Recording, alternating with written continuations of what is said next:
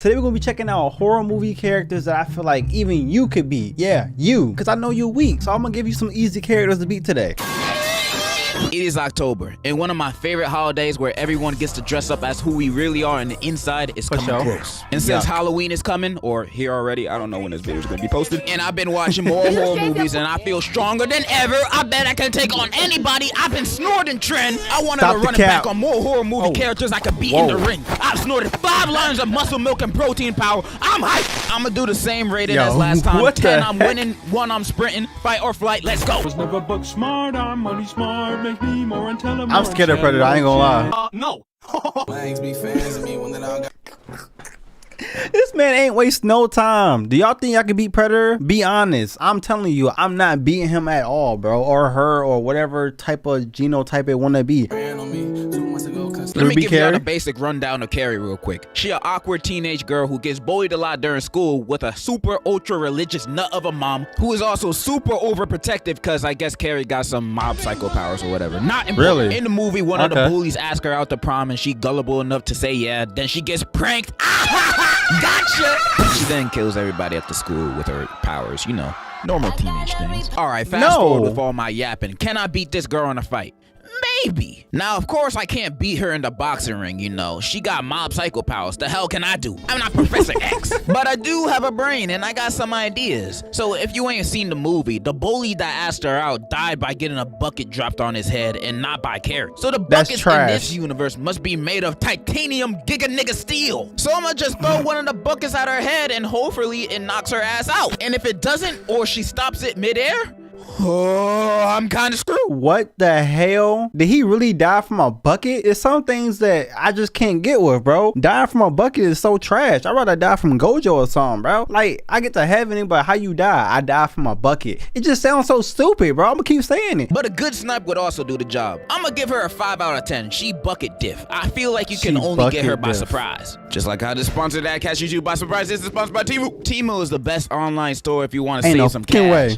Now, these ones are out of the ordinary. This movie is about killer clowns from outer space, and they take over this town and start going on a streak. Now, these things are some of the worst things you can think of. They're murderous aliens. Now, unlike Pennywise's lame ass, these dudes are an actual threat to the population. They got a cotton candy gun that turns dudes into cotton candy. They got a man eating popcorn. They could make shadow puppets that could actually kill people, acid pies, and they can throw hands. These dudes are unstoppable. I'm gonna be for real. Just the fact that these guys are clowns alone would make me run on sight, but add on to the fact that I seen a dude turn into cotton candy in front of my eyes, I'm catching the next flight to the moon. I am not staying over there. At least y'all cannot tell me this shit. Whoa, this is scary as hell. I'm not gonna lie. Imagine they walk up and just knock on your door, bro. Yeah, I'm grabbing a strap, bro. I don't care if they friendly or not. They look scary as hell. Catching the next flight to the moon. I am not staying over there. At least where I'm heading, the aliens are less scary. Now, these hoodlums do got weaknesses, and that's their noses. If you shoot them on the nose, they inflate and blow up. So all you need to do is get a gun or be real good at that baby game. Sounds simple enough, but I'm not gonna hold y'all. I don't think I'll have the balls to face these dudes, even if I have a gun. Clowns always gave me the heebie-jeebies. Every time I see one, I always catch malaria. I got a weird body. But my point is, I'm not fighting those clowns. I know my limits. I'm not Superman. I give them a 2 out of 10, not a 1, because I at least know their weakness. I'm just too pussy. I run away. The nun is this old ass lady that did a flip while attempting to jump off a building, and now she's an evil spirit. She's a part of the many ghosts of the Conjuring series, and not gonna lie, I'm not the biggest fans of these types of ghosts. Not because they're difficult to beat, no, because they're easy mode. These ghosts barely be killing anybody for most of the movies they're in. They just be fucking with the main characters most of the time and not doing shit. Like every 15 minutes in these movies, they're just like, nigga, and disappear, and they don't do anything else. They just scared them. They don't actually start doing stuff until the last 30 minutes of these movies. He's not lying, though. I've seen most of the Conjuring movies and Annabelle movies. What the fuck was that? I've seen most of the Conjuring movies and Annabelle movies, and I've seen The Nun too, not one. And the only bodies I've seen is ugly ass hoe take is a little boy and an old lady. So this nun is at most little boy level. Then at the end of the movie, she gets defeated in the most lame way possible. You know, power of Christ compels you type stuff, but it actually works, and then they spray her with holy water and some wine, and she gone. That's all it took. Of course I'm winning this fight. I'ma beat this bitch like I just signed a contract to Man United. I'm winning. This is too easy. I'd even argue Chucky's harder than this preschool level threat. Oh, yeah. He actually kind of smart with his killings. I bet I can win this fight by simply giving this girl a Baskin-Robbins Oreo shake, and she gonna start tweaking right then and there. 100 out of 10. This is like playing against your little bro in 2K. Barbecue. Bro, he capping, bro. If I seen the nun in real life, sorry, I got a little scared. If I seen the nun in real life, yeah, I'm running away, bro. I'm running away. And then like one of the scenes, bro, she could come out of the shadows and shit, bro. Who she thinks she is? Barbecue bacon burger. Now this one is a little bit harder, but it's simple. So this movie's about this girl who caught some interest in a boy and slept with him. But turns out this dude only let her hit because he had this demon chasing him. And this demon like a STD. Nigga, what? Bro, I would have so many demons on me. What the? Yo, so if you sleep with the girl or you sleep with them, you sleep with the person, the demon follows you? That's kind of fucked up. That's kind of fucked up. This dude only let her hit because he had this demon chasing him. And this demon like a STD. So the only way to get rid of him is to smash someone else and give it to them. Now, what happens if you don't smash anybody? Well, the demon will catch up to you and kill you. Only good thing is that it's always walking and not running. So you got time to get away. Theoretically, you can just run away from this demon for the rest of your life. You can just move around from place to place around the world. I mean, it's always going to be chasing you, but it's always going to be walking. How long is it going to take the demon to walk to China if you live in China? Probably I don't know, a few years, but it will catch up to you. So it's basically like that snail. What if it could teleport, though? Okay, so me personally, something like this would never happen to me. I've never seen a Virginia in my life. Women see me and look at me like I'm a Ben Sharpio fan. I'm straight repellent. Or women even real? I never seen one. But let's just say one day I actually got a woman actually gave me my hug, you know, happiest day of my life. I'm doing the spoinky yonky. Then to find out she only let me smash because Yao Ming was chasing after her. After a bit of crying, I'm gonna have to pass this on to someone else. Now, my first thought is to give it back to the stank that gave it to me, but she ain't gonna let me smash again. Fact. And I'm So not how a you gonna terrible get it? person like the average Instagram commenter. The only way I choose to smash is with consent. Thank you. So how you gonna do It's it? pretty simple to get rid of this, guys. I'm gonna hire a prostitute and pass it to her. And since she's a prostitute, she's gonna be passing that demon around like crazy. So she ain't gonna die from it. So basically what you're doing is you're doing justice for the world, because everybody gonna get the demon. We all sharing demons around here. I respect that answer, bro. Hey, it could turn out bad, but like you're doing justice by giving it to a prostitute because she's gonna give it to somebody else. And whoever's buying a prostitute don't get pussy, so they deserve the demon. She's a prostitute, she's gonna be passing that demon around like crazy. So she ain't gonna die from it. So I don't have to feel bad about it. It's a selfish way of thinking, I know. But hey, I'm not dead. Unless your homie want to take one for the team, then prostitute is one of the best options. But what if you're like, no, I don't want anyone to die at all. I'd rather die myself than pass the demon on to someone else knowing that they're gonna die. Okay, Deku, since you trying to be a vegetarian, humanitarian, I got a second option. You lucky I'm a genius. So I might be wrong. I haven't seen the movie in a long time, but I think all you have to do is pass this on to another living being. And you know what else is another living being? Raccoons, trees. That's what I meant to say. Okay. Trees are alive, technically. I mean, they don't talk or anything, but they living. So where I'm getting at?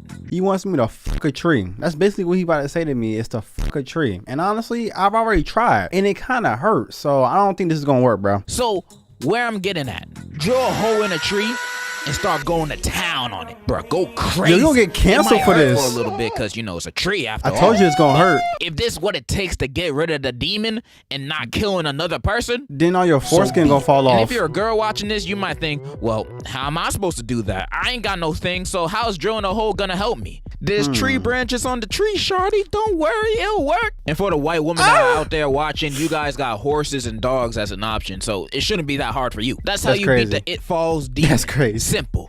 I'm gonna give this a 9 out of 10. Not a 10 because I can't touch the demon, but it can kill me.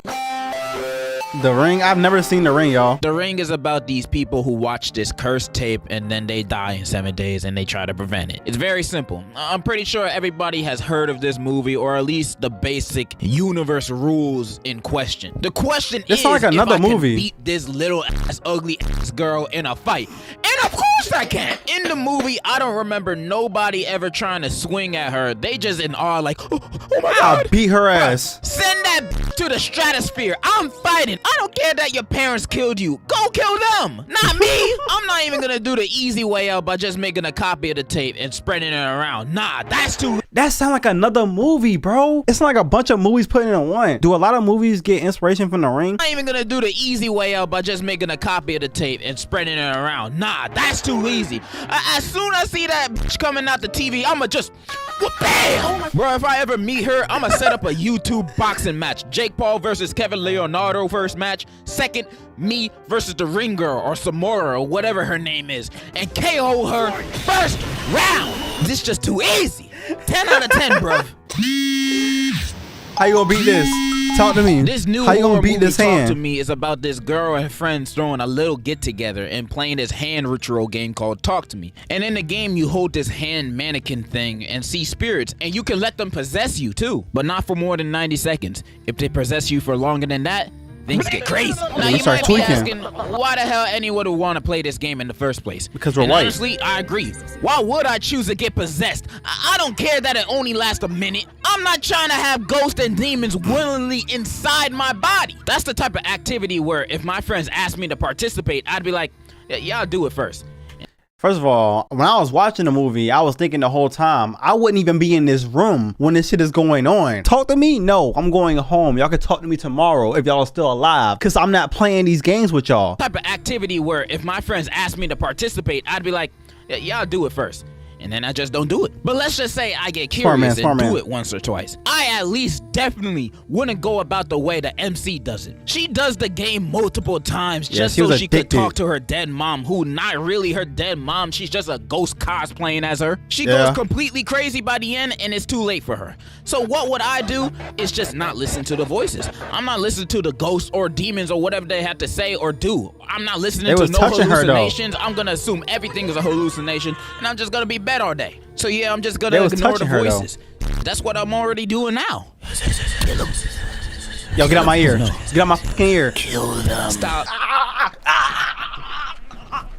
The reason why she was so addicted to touching that hand is because she didn't get no love at home, bro. She didn't feel love. I think that whole movie was a metaphor for addiction, but like she definitely did not have no love and she just wanted to feel something. Kill them. Stop. Get out, Joe Biden. Kill Joe Biden? Yeah, I might have to. Believe, because girl, you be like Five Nights at Freddy's. What does that mean? Okay, I just watched Everybody this movie be inside you, and I want to talk about it while it's still fresh in my head. Now, before I go off, I've only really played the first game and that one where it's in the bedroom. And my FNAF lore knowledge is finite. It's very little. Like, I know about the dead kids, but if you ask me who Perp Nigga is, I have zero clue. So I'm strictly basing it off the movie, and I'm fairly confident I can beat these robot rats, bro. They're kids. Capping. I'll just do what the... Do you know how strong them animatronics are, bro? They can like snap you in half, bro. Like, you're not beating Freddy Fazbear, man. You better shut up, dude. I take Five Nights very serious, man. And I'm fairly confident I can beat these robot rats, bro. They're kids. I'll just do what the MCs did in the movie. Have fun with them, dance around, do ring around the rosy, all that shit. I don't even have to fight them. And even when I do, they get knocked out with a taser. These guys are taser level, bro. A random dude robbing you at night is a bigger threat. The biggest threat is that golden Freddy boy. Mainly because it's just a William dude who hired him in the suit. And he old. So I'm gonna do my Oreo shake idea again, and that would knock him out cold. It's too easy. Now, Cupcake Robot, bro. That's a little hard. They fast and don't give anybody the time of day. So I'm gonna call up someone that likes cupcakes and do the job for me. EDP. I think I won this match. Like I said, I don't know the lore like that. I don't know if they got more powers. Maybe Freddy will bust out a Kamehameha next movie, and the FNAF experts would say, yeah, he's been able to do that since book 3 of the Holy Freddy, King James version. Giving them a 9 out of 10, low diff. And that's all the characters I think you might be missing on that one. Was I right or wrong on some characters? You was wrong. Y'all think y'all can beat them? I mean, hell yeah. I don't think I was wrong at all. I know my strength. How y'all feeling about that, bro? I feel like he might be tweaking on some of them. Like, I think Five Nights will beat his ass. I'm honestly thinking Five Nights will whoop his ass. Horror movie characters I can beat. What? This scream is so ugly. Okay, shut up. Bro, bitch, you can run away. The damn skeleton is not, like, he's not running towards you. You're just screaming for no reason. I am disgusted. That did not just happen. That did not just happen. Did you just see that? You just watched natural selection take place. Horror movies are one of the greatest blessings of convenient entertainment on this planet. Because whenever you and your buddies want to go to the movies with nothing in theaters, there'll always be a new horror movie out for y'all to watch. Even though 9 times out of 10 it's gonna be dookie, but hey, at least you weren't bored. And with that being the case, most of us are well knowledgeable of the formula of horror movies. Usually the conflict is a dude trying to kill you and your phone don't work for whatever reason and your dumbass is in the middle of nowhere for whatever reason. And frustratingly, usually when the protagonist is running away or trying to find a way to stop him, they sometimes pick the... What the heck is going on here? I need answers. What movie is this? Protagonist is running away or trying to find a way to stop him. They sometimes pick the dumbest option or a choice that don't even help them at all, making this situation. No. Out of all those objects there, she did not pick up the banana. Sometimes pick the dumbest option or a choice that don't even help them at all, making this situation even worse. And I start yelling at the screen saying, "Oh no, why'd you do that? You should have done this instead." Then the person in the seat next to me is like, excuse me, can you please be quiet? We're trying to watch a movie here. So then I pull out my gun and shoot. Why would you even make that decision? It's even worse when they're in a group and the group decides to split up. Like, why would you want to split up? So he can kill us one by one? Also, I'm looking at my skin complexion and I don't think I'm gonna last long. So if I'm dying, everybody else gotta go with me at the same time. This nigga's a villain, bro. So if I'm dying, everybody else gotta go with me at the same time. These characters doing dumb things makes me mentally reenact their situations in my head, putting myself in their shoes, immersing myself in their sorry situation that me personally, I would have never been in the first place. If my friends wanted to do a Saturday hangout at the abandoned shack in the middle of the woods, I'm not doing that. There's a Quiznos down the street. I think that's gonna be just as fun and more safe. I'm minding my business most of the time. But putting myself in that situation that these horror movie characters are in, I'm surviving 100%, 1000%. I know how to beat these threats or at least escape them unscathed. And I'm gonna go over the ones that I'm confident I can kick their ass, and which ones I'm confident that I'm gonna get my ass beat. I'm also gonna have a 1 through 10 rating. 10, I'm winning. 1, I'm sprinting. Let's go, Mari. I'm also gonna have a 1 through 10 rating. 10, I'm winning. 1, I'm sprinting. Let's go. First op, First person I'm squaring up with is Pennywise. And if you don't know him, he's a clown that sometimes be eating kids. So we dealing with a literal child predator. Daily life of a YouTuber. His powers include changing shape and size, mind control, teleportation, genjutsu, the list goes on. And if you know me, I can't do none of those things. I mean, I maybe can do the shapeshift thing. I'm a grower, not a shower after all.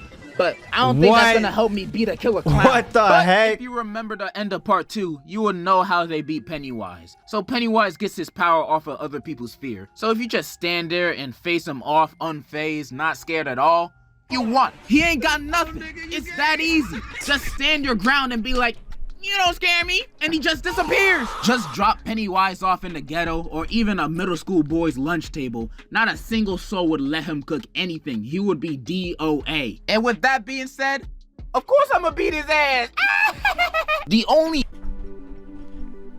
Yo, this nigga Degenerosity is slow. First of all, Pennywise gonna put you in the genjutsu, bro. So it's gonna take you a little while to realize that you in the genjutsu. And he puts you inside like stuff that you're really afraid of. Not just stuff that you, I'm scared. He gonna put you on stuff that you fear the most. And with that being said, of course I'm gonna beat his ass. The only instance I can see him catching me off guard is if it's 3 a.m. and I'm home alone in the dark and he just pop up in the corner of my room out of nowhere. And I'm just like, oh shoot. You know, that would spook me a bit. But as soon as I get my composure, he means no threat. There's also this one little weakness Pennywise got that one of the characters do in the movie. When if you believe any object that you pick up and throw at him can kill him, then it can kill him. You can believe this chancla kills monsters. If I believe it does. This chancla kills monsters. Bro, get him out of here, bro. If I believe it does. I feel like I said enough. Pennywise gets a 9 out of 10 low diff from me. The only reason why it's not 10 out of 10 is because his powers are kind of crazy if you're a little scared. Second op, Chucky from Child's Play.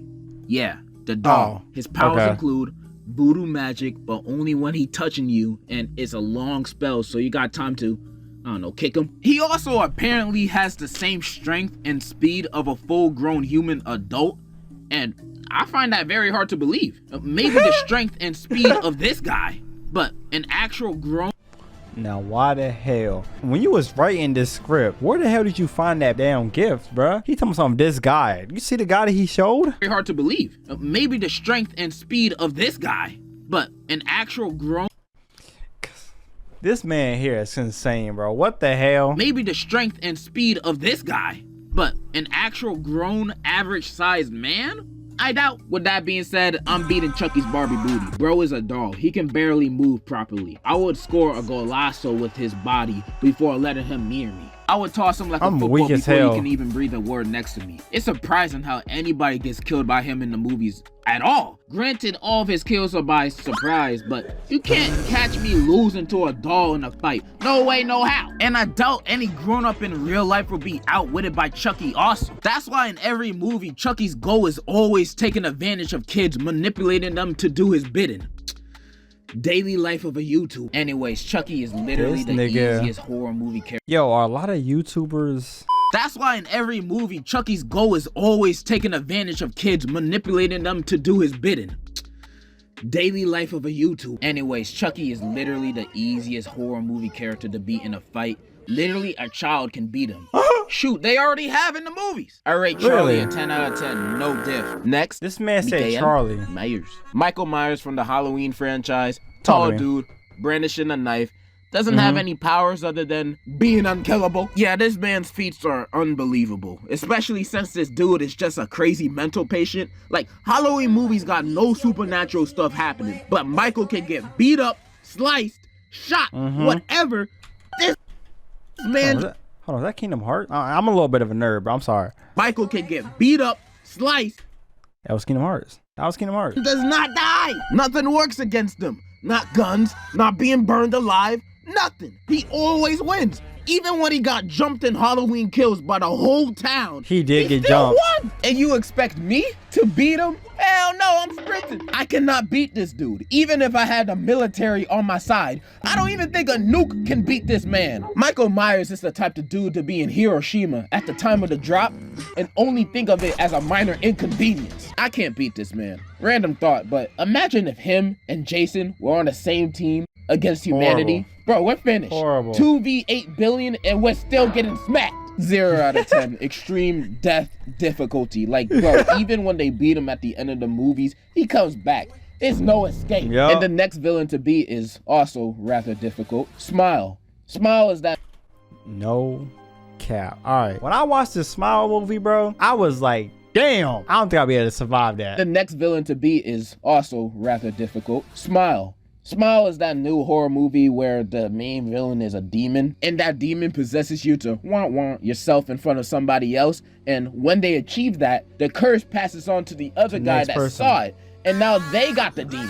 But you have a week before you actually want yourself, so during that week you'll be seeing hallucinations of people smiling at you, but it's not real, it's the demon, and yada yada yada. So how I beat him, right? So unlike the rest of these dudes, I literally can't physically fight this guy, cause this demon's in my head. So I'm gonna Right. use common sense to beat him. If I see this demon in another person's body about to want himself, I'ma just close my eyes. If I close my eyes, it's not gonna transfer to me because it only transfers to people who saw it. And I didn't technically see it happen because I have my eyes closed.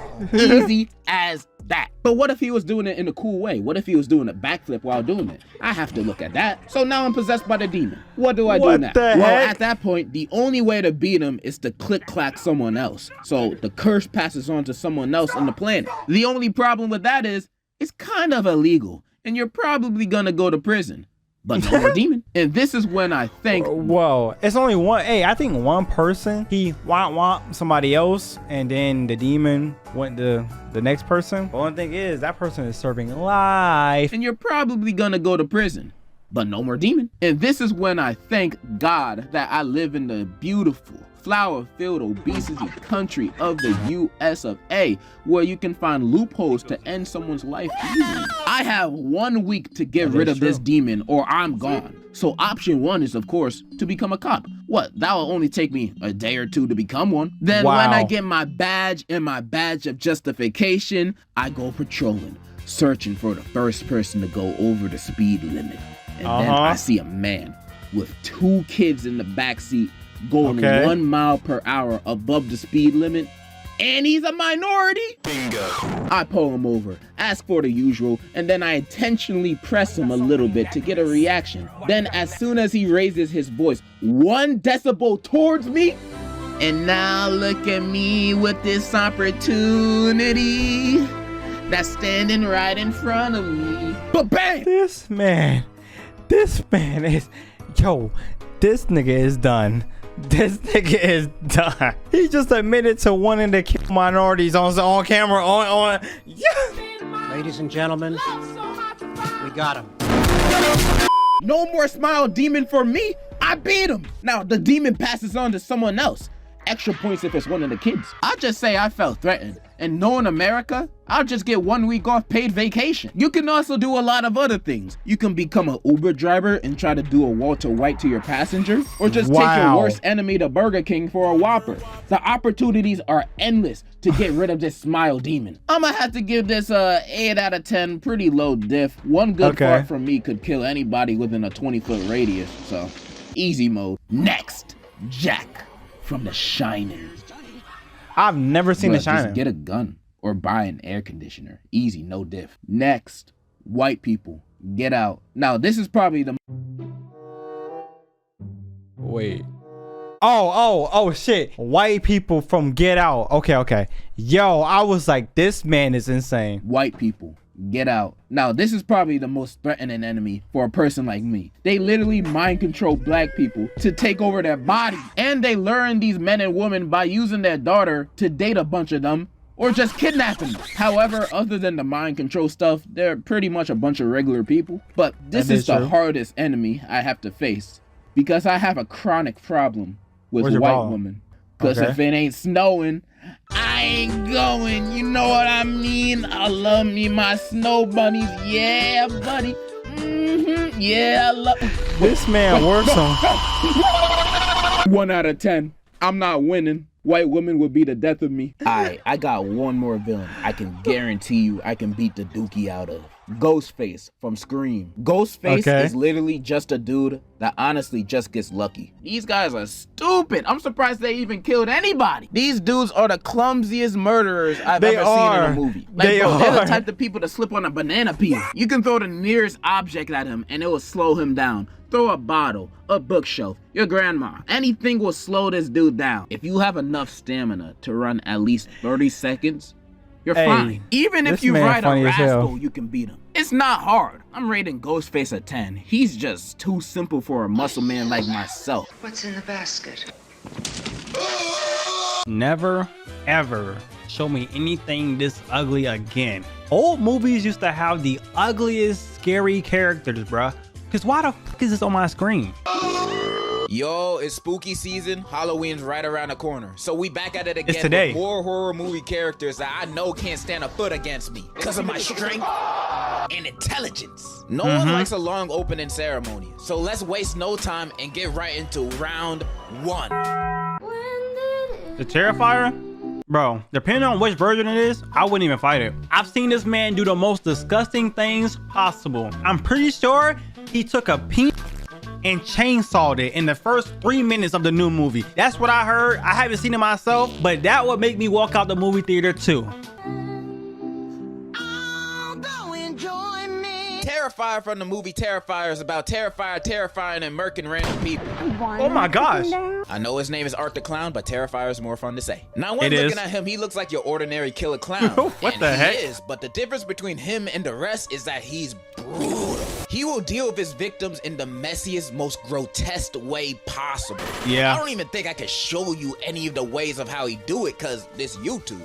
But he saws a woman in half from her poon to her head in front of her BFF. This dude crazy. However, is that the first movie? He's all that terrifying based on my observations of him. In the first movie, when we get introduced to him, we as the audience can subtly tell that there's something different about this guy. Nah, this dude's crazy. That's This dude crazy, y'all. Imagine you about to eat some food and you see somebody doing that. I would leave the restaurant. I promise you I would. Anything weird like this, I don't stay too long. And I always got that shit on me. You feel me, chat? I always got that shit on my hip, bro. I would not be caught lacking by Arthur the Clown. But he's still kind of scary because I am scared of clowns. If this motherfucker followed me around, I'm cooked, bro. Can subtly tell that there's something different about this guy from everybody else. I don't know if you can notice, but this man's teeth is terrible. It looked like he never picked up a toothbrush a day in his life. You can tell he at least got gingivitis or mouth cancer, so that'll lower his stats in a fight against me. He technically fighting 2 battles at once. He also gets by the pizza shop owner for being weird and creepy. Now, this would have been an amazing moment to jump on. Even though at this point in the movie he hasn't killed anyone yet, him having a staring problem at the shop alongside his whole demeanor, I'ma assume he's trying to start something, and we fighting there. And since everyone else in the shop hate him too, they're joining in with me. Cause the way he do these murders, he strikes me as someone you can win against if you can sneak him or come in numbers when he don't got a gun. Now, I know he technically a demon since he gets revived at the end of the first and second movie, but he got no other demon powers. Plus, his revives takes at least 2 to 3 business days to do. So I'll have time for seconds. I just gotta be on my toes. This is low to mid diff at best. What the heck? Long Legs? Long Legs is about I'm supposed to see this movie. Is it good, y'all? Let me know. Long Legs is about an FBI agent who gets assigned to a case of a string of murders, and each one leaves a note signed by Long Legs. This guy. However, what's weird about these murders is other than the letters left at the scene, there's no physical evidence that this guy is the killer. Even though he definitely is. Like, look at him. He be eating people. The reason for the lack of evidence is because there's 2 more accomplices to the murders. They always make movies like this, bro. It's more than one person. Oh, wow. That's why I hated the recent Scream movies. It's so cliche. More than one killer. Oh, like, bro, like that shit is whack as hell. The reason for the lack of evidence is because there's 2 more accomplices to the murders. The main character's mom and Satan, the devil himself. What? They've been creating dolls of their victims, giving it to them, and having the devil do the rest. So this is a powerful force I'm dealing with. Wait, How am I what? supposed to beat these guys when they have the literal devil on their side? Well, joke's on them, because I deal with the devil every day. Through my struggles. Temptations. Anger. And almost half the time I end up winning because I have God on my side. Hallelujah. And in a fight against these devil worshiping demons, I believe he will give me the strength of 1,000 young to punish these sinners. 1,000 young. What is the power scaling of YNs? The fact that he said 1,000 YNs, what we power scaling them? 1,000? Is that city level? So yes, I could confidently say, on God, I'm beating the devil alongside his ugly ass disciples too. No diff. On God, the Holy Ghost fire. He gonna use the Holy Ghost fire. I'm sorry, bro. I got problems. I have the Holy Ghost with me. A Quiet Place? I think I would die. A Quiet I'm Place too clumsy and I talk too goddamn much. Like right now, I'm pausing the video to talk. I would definitely die in this movie, bro. A Quiet Place takes place in a world where monsters called Death Angels just popped up in New York and started killing people. Although these things are blind, you can't make any sound or noise because these things will find you. So you gotta stay quiet. This is gonna be more of a how I'd survive than me beating them, because what I look like trying to fight this, I'm not Ippo. First, I'm gonna travel solo or with my direct family. I'm not traveling with no other groups, none of that, especially if they got a kid with them.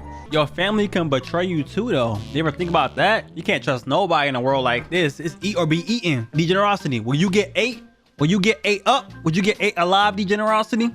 Me personally, I wouldn't trust nobody. I would always keep that stick on me. You feel me? I'll always be watching over my back. If we all came together and we was really trustworthy people, see, I fuck with y'all. I know y'all wouldn't do nothing weird to me. So we all came together, made our own little compound, and we was called the True Gods. We will win. We would never let anything happen to us in the Quiet Place unless one of y'all are stupid and want to yell one day. Second, no kids.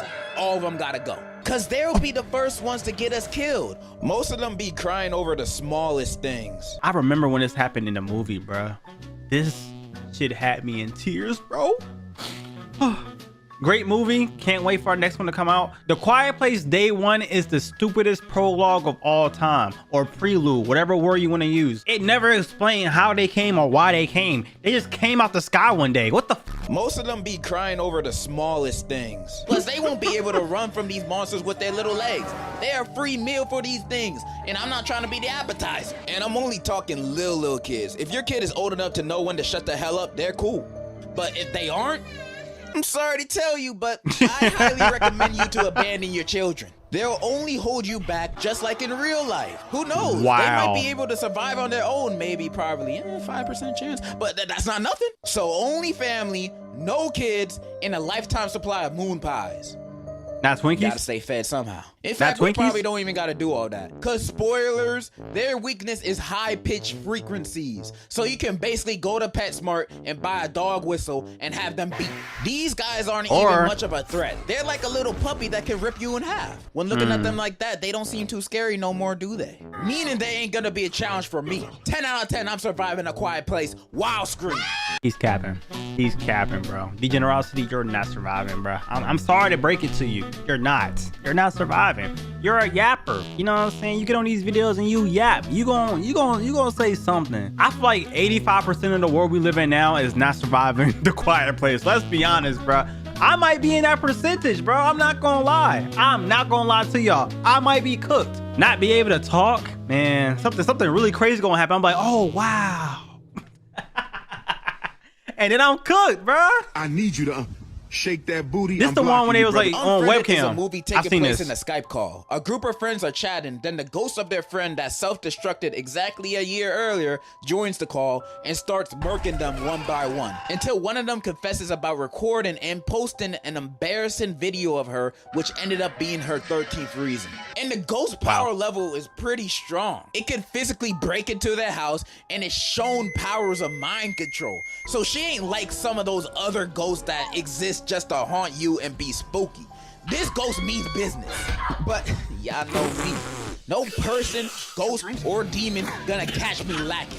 I know I can beat this ghost. The only reason these guys had a hard time with it is because these group of friends are dumber than a sack of potatoes. They are. Although they do try calling the police once and attempt to track the ghost down as if it ain't a ghost, they don't do nothing else to fight against this ghost. They just play along with its death games. And I'm just wondering why none of these guys are leaving. Granted, the ghost said if anyone leaves the call, they die. But they can leave the house without the ghost knowing while staying in call at the same time. That is Everybody's true. Screaming and distracting on there. Laura ain't gonna notice.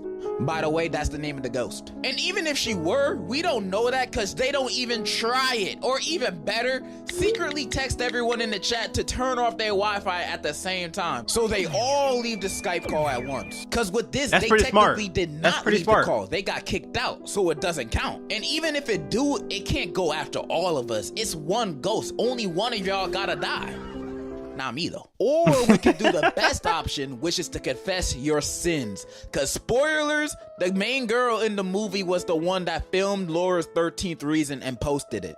And earlier in the film, when she was researching how to stop ghosts from killing you and your friends on FaceTime, the website said admitting guilt is the only way out. So all she had to do was say, yo, about the video and the bullying and me being the reason you shot yourself. Damn.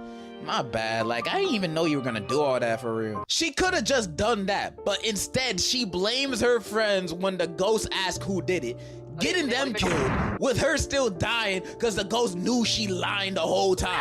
Unbelievable. Oh my God. gosh. This bloodshed was completely avoidable. See, that's the stuff I be talking about. This is what I expect from y'all if we live during A Quiet Place at the same time. Y'all would do some dumb shit like this. Y'all see Peter? Watch closely. Avoidable. I truly think y'all would do something like that. I'm not gonna lie. That's why I am gonna be by myself and I will live in solitude alone. Cause y'all are stupid. All of this bloodshed was completely avoidable. I've listed a few good options to beat this ghost and save your friends' lives at the same time. But you know what this girl does at the end of the movie instead? She goes on chat roulette. begging people to call the police for her. Now, if this is not the dumbest option, I don't know what is. That is pretty stupid, I ain't gonna lie. Would you go on Omegle, talking to niggas from Timbuktu, begging them, please call the cops, a ghost is killing us? I would just skip them. Like, it's a prank. Why would that idea even cross your mind? These guys are so dumb in the movie. There's no saving them. But they're saving me. I am not dying in this situation, even if these were my group of friends, because I'm going to be in that call confessing and snitching like I just received a Happy Meal at interrogation. I'm all for ride or die, but dying is always the last option for me. And if I don't have to, I ain't going to. This is a low diff ghost problem. I'm surviving. Godzilla? Godzilla's a horror movie?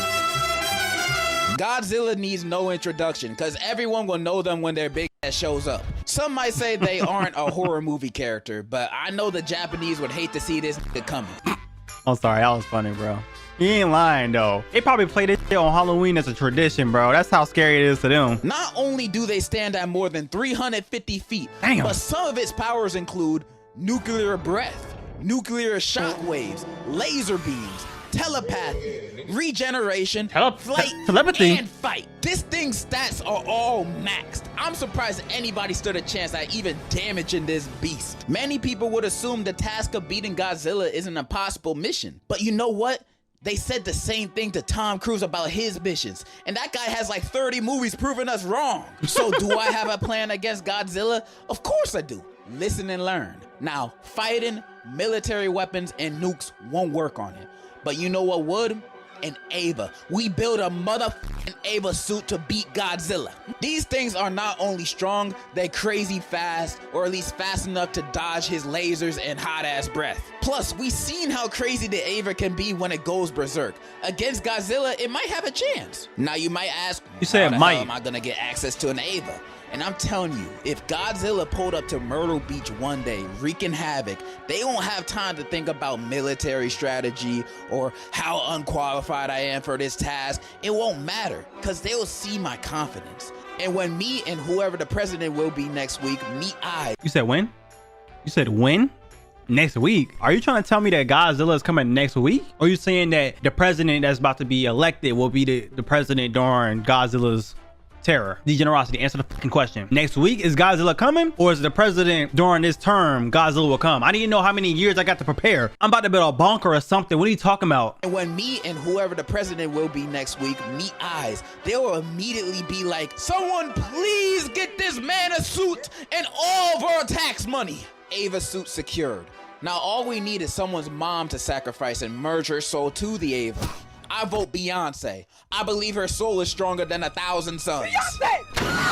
That's a compliment and a curse at the same time, bro. He picked the most random person of all time. The Beehive is not going for that. I vote Taylor Swift. Swifties, I'm just joking. I'm just joking. That's a compliment. I promise you it is. It's a compliment. You know how they be, bro. They be on your ass. I'm just joking, and also I meant it as a compliment because like Taylor Swift and Beyonce are the biggest women of our generation. Duh. All those requirements put together, I believe I have a pretty strong chance against Godzilla. And if the government so happens to deny my request, then we're all fucked. I'm not gonna hype myself up too much, so I would say I have like a 6, maybe 7 out of 10 chance of beating Godzilla, you know? Man. But it has to be in the suit. With no Ava suit, pray. He's capping, bro. A lot of these he is not winning, bro. But I love the confidence, Degenerosity. I really do. But only I can defeat all these characters. Let's be honest. Horror games, nobody is surviving. Horror games. Games that some love and some hate. Games that cause nightmares and raise your heart rate. Games where your sole purpose is to survive.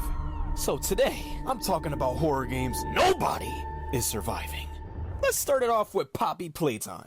Now, Poppy Playtime is a horror adventure puzzle game. It takes place in an abandoned factory with sentient toy beings. Toys that are alive.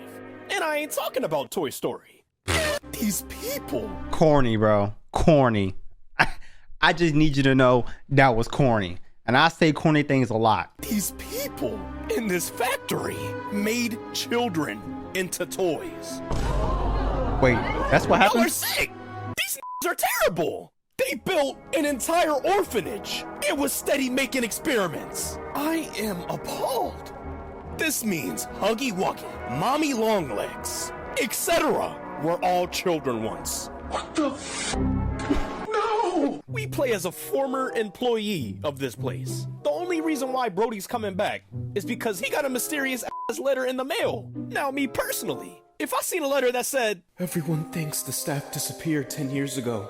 We're still here," I wouldn't even come. Let me tell you why I wouldn't come. Pause. Like, this is not how you spell that shit. We're still here. Find the flower. I'd be like, did an AI write this? Cause like, what the fuck? Did a child write this? Well, there are children inside the toys, but I'm not going, bro. This would have been red flag number 1. "Everyone thinks the staff disappeared 10 years ago.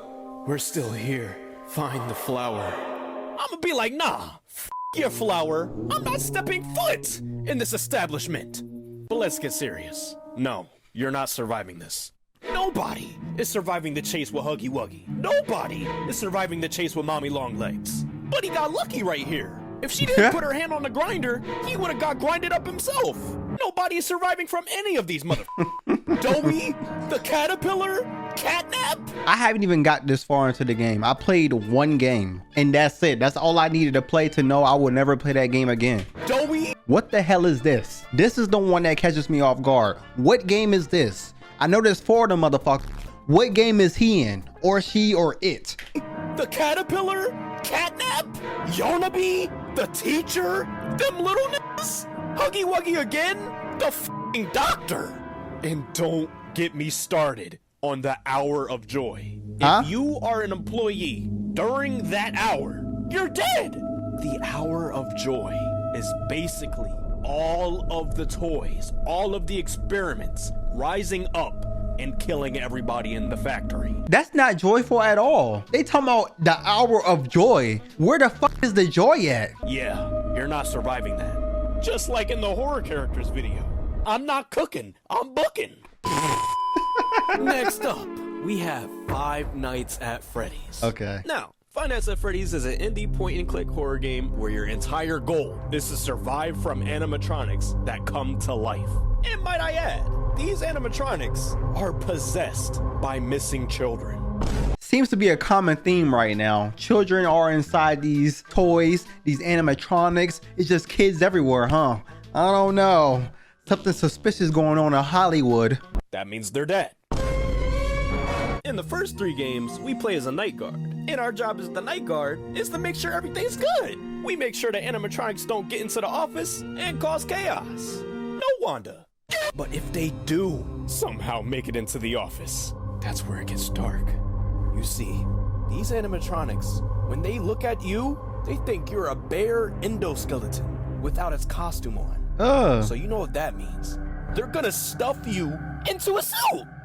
So yeah, in terms of the first game, you're not surviving that. With Bonnie and Chica at your doors, Foxy running down the hallway, Freddy at the right, and Golden Freddy. Not to mention the power situation. Yeah, bro, just put the fries in the bag. And it just gets worse each game. In FNAF 2, you go against the toy animatronics and the old ones. To defend yourself, they give you a flashlight and they give you a Freddy head mask.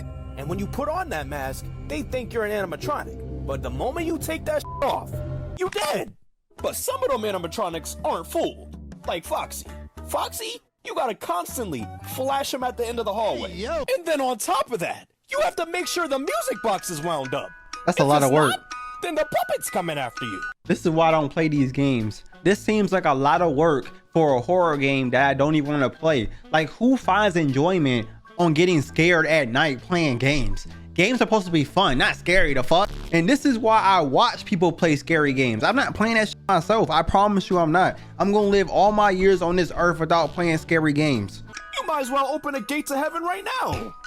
Yeah, you're not surviving that. Damn. And then to make things even worse, some of these motherfuckers go through the vents. And don't even get me started about FNAF 3. FNAF 3, you go against the Phantom animatronics and Springtrap. Springtrap ain't trying to put you in a suit. He trying to put you in the grave. Mind you, this is the guy that killed those kids and stuffed them into the suits. And might I add, these animatronics are possessed by missing children. That's crazy. Yeah, he's the main culprit. To defend yourself, they give you an audio device. You can play the audio in any camera you want, and that draws Springtrap to that area. And when you move to the left, they give you a control panel where you have to reboot ventilation, camera system, and the audio device. If you use the audio device too many times, you gotta reboot. If you're on the cameras for too long, gotta reboot. And when you gotta breathe, you gotta recode that ventilation. This is too much. This is too much work, bro. I'm never in my life playing Five Nights at Freddy's, bro. I probably would have played the first one, but the third one, that's too many instructions. I'm definitely gonna forget all that once I see one monster. And then to end it off, you have vent cameras to see where Springtrap's gonna be. And you can also close doors to seal that man in there. Now, since I explained everything, do you think you can survive this? Hell no, you're not surviving any of these games.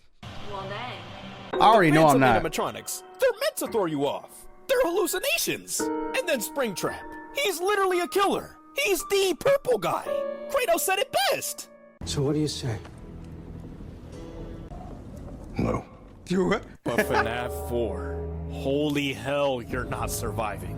Out of all the games, this one is easily the most terrifying. In this one, you play as a 5, 6, 7-year-old in a bedroom against the nightmare animatronics. These terrifying behemoths. Hell no, you're not surviving this one. As a 5, 7-year-old doing this? No! And then don't even get me started on sister location. Hell no. Hell no! Next up, we have Fears to Fathom. Okay, so you might be able to survive Fears to Fathom because I heard that those stories are real life stories. People sent those stories into the game's creator and they made it into a game. So if them motherfuckers made it out, then you probably will too. Y'all can't lie and say that don't make sense. That makes a lot of sense, bro. I feel like Fears to Fathom, I could survive, especially the one that's breaking into my house. All you need is a blick, shoot him in the head, and it's over. It's over. It's dead. Dead ball, bro. We have Fears to Fathom. Fears to Fathom is an episodic psychological horror game where each episode unveils a short story narrated by the ones who survived. Mind you, these episodes are based off of real stories. Real! Real. Serious? And so today, we're gonna be talking about Ironbark Lookout. Now, during Ironbark Lookout, you play as this guy named Jack Nelson. He's a fire lookout. Basically somebody situated in an outpost who I'm gonna let you know right now, never in a million years would I ever be in this situation. So yes, I would survive because I definitely would not be on no Ironbark Lookout or whatever the they said. Hey, all I know is me personally, I'm never doing a job like this. This shit is dead as fuck. I don't care how bad I'm struggling, bro. I'm not being in the wilderness overnight looking for fires. That shit is ass. basically somebody situated in an outpost who reports on wildfires. He's transferred to a new outpost in Ironbark State Park, but he can't shake the feeling something's up. Something's off. We start the game with Buddy driving in his RV. He's like, I'm hungry, and stops by a local diner. And while he's at the diner, he starts talking to some of the locals. The locals start bringing up news about 3 missing kids. Hikers, tourists, all going missing. And it all leads back to the park. We fast forward to Jack getting his key and access to his outpost by the park ranger, Billy. And as he's about to leave up to go to his outpost, Billy stops him and says, "Don't travel any further than half a mile or so north of your tower. It's dangerous woods out there, pal." Okay. And that's all I needed to hear to quit the job. Because why would you tell me that on my first day? Like, I respect you telling me so I can know, but that's all I need to know for me to quit the next second. I'm like, huh? What you mean by that? What's out there? And then if he says something I don't like, it's over. I'm quitting, resigning right then and there. We fast forward to Jack settling in. He hops on his computer and watches an introduction video to the the Vice park. City He finds instrumental. out What you know about that? The Vice City instrumental about eggs. Oh, R.I.P. to my goat, bro. Why would you do that? Oh, damn, bro. Okay. Got it. We fast forward to Jack settling in. He hops on his computer and watches an introduction video to the park. He finds out exactly what he has to do and gets to work. He gets the wood, takes the wind readings, and inputs the data to the form. Ain't that swell? Then Buddy calls it a night. He got the job finished. Fast forward to night 2. Buddy is out looking at the beautiful view, just taking it in. But this next moment is where everything starts turning left. Buddy looks left and sees white smoke in the distance. White smoke, that means campers are out there. They not supposed to be out there. And then to make things even worse, that's out north. Remember what Billy said? Don't go north. Don't travel any further than half a mile or so north of your tower. It's dangerous woods out there, pal. He said that. But guess what? You have to. You gotta put out the fire. So we fast forward to Jack walking the path. If he told me not to do it, why do I have to do it? He gave me specific instructions not to do it. I don't care if my job's on the line. Buddy said, do not go north. I'm not going north. My supervisor gonna have to fire me. Like, I'm not doing it. I don't care. Like, I don't care if the whole forest burned down. I'm not going north. We worry about it when it gets closer to me. The sun's all the way out now, which just makes everything worse. Bad enough, Buddy, in the wilderness, but the wilderness in the dark? Oh, hell no! We are not Coyote Peterson. Hell no! No brave wilderness. Jack follows the smoke trail into an empty campsite. Desolate. Abandoned. Everyone out of sight. No Psylocke. The only presence felt is a subtle whistle in the distance. A strange whistle. I would have peed myself. But Jack doesn't pay any mind. Why would you not? Why is it getting louder? Water and puts out that fire. And he travels back to his outpost. I would have ran back. And heads to bed. Jack wakes up 2 a.m. He looks up and sees a figure in his window. No. He gets up to look, but right when Jack looks at the window, the figure ducks. He turns on the light and sits back in pure terror. He finally builds the courage to open the door. And what he sees next, nobody would have thought. He opens the door to see a bull skull and candles lit. Oh, hell no! And what makes this even more terrifying is that a week later, he's out looking with his binoculars. He peeps across the river a campfire with cult members all around it. What is going on? I'm packing my shit and I'm going home. Chat, y'all can call me whatever the y'all want to call me. I am going home. They look like KKK members. I am black. I don't know if y'all can tell, but I am dark skinned, you know what I'm saying? I'm melanated. I'm carrying my ass. First of all, I'm gonna let y'all know right now, no regular black person is doing a job like this. So that's out of the question. Second of all, if I did get convinced to do this job and I saw that, I'm carrying my ass, bro. That's all I'm gonna say. I'm carrying my ass. Buddy takes a picture and they all scramble like eggs. And then one of them starts chasing you. Jack hides under his bed and sees Buddy open his door. He's gotta be extra quiet. I know Buddy's sweating under there. The cult member looks around, but can't find him, and walks out. After a minute, Jack gets up, opens the door, and makes a run for it. Buddy runs and gets to his RV. And that is the end of Ironbark Lookout. Yeah, hell no, you're not surviving that. Damn. Unless you have experience with nature, and you are a lookout, you're not surviving this. First of all, Jack had no firearm, no weapon, no nothing. Not even a pocket knife. Me personally, I would have had the buck, and I ain't talking about $1. Jack got extra lucky, hiding under the bed, but he didn't check the bed. And then the running down the stairs. I would have fell down like the stormtrooper. No cap.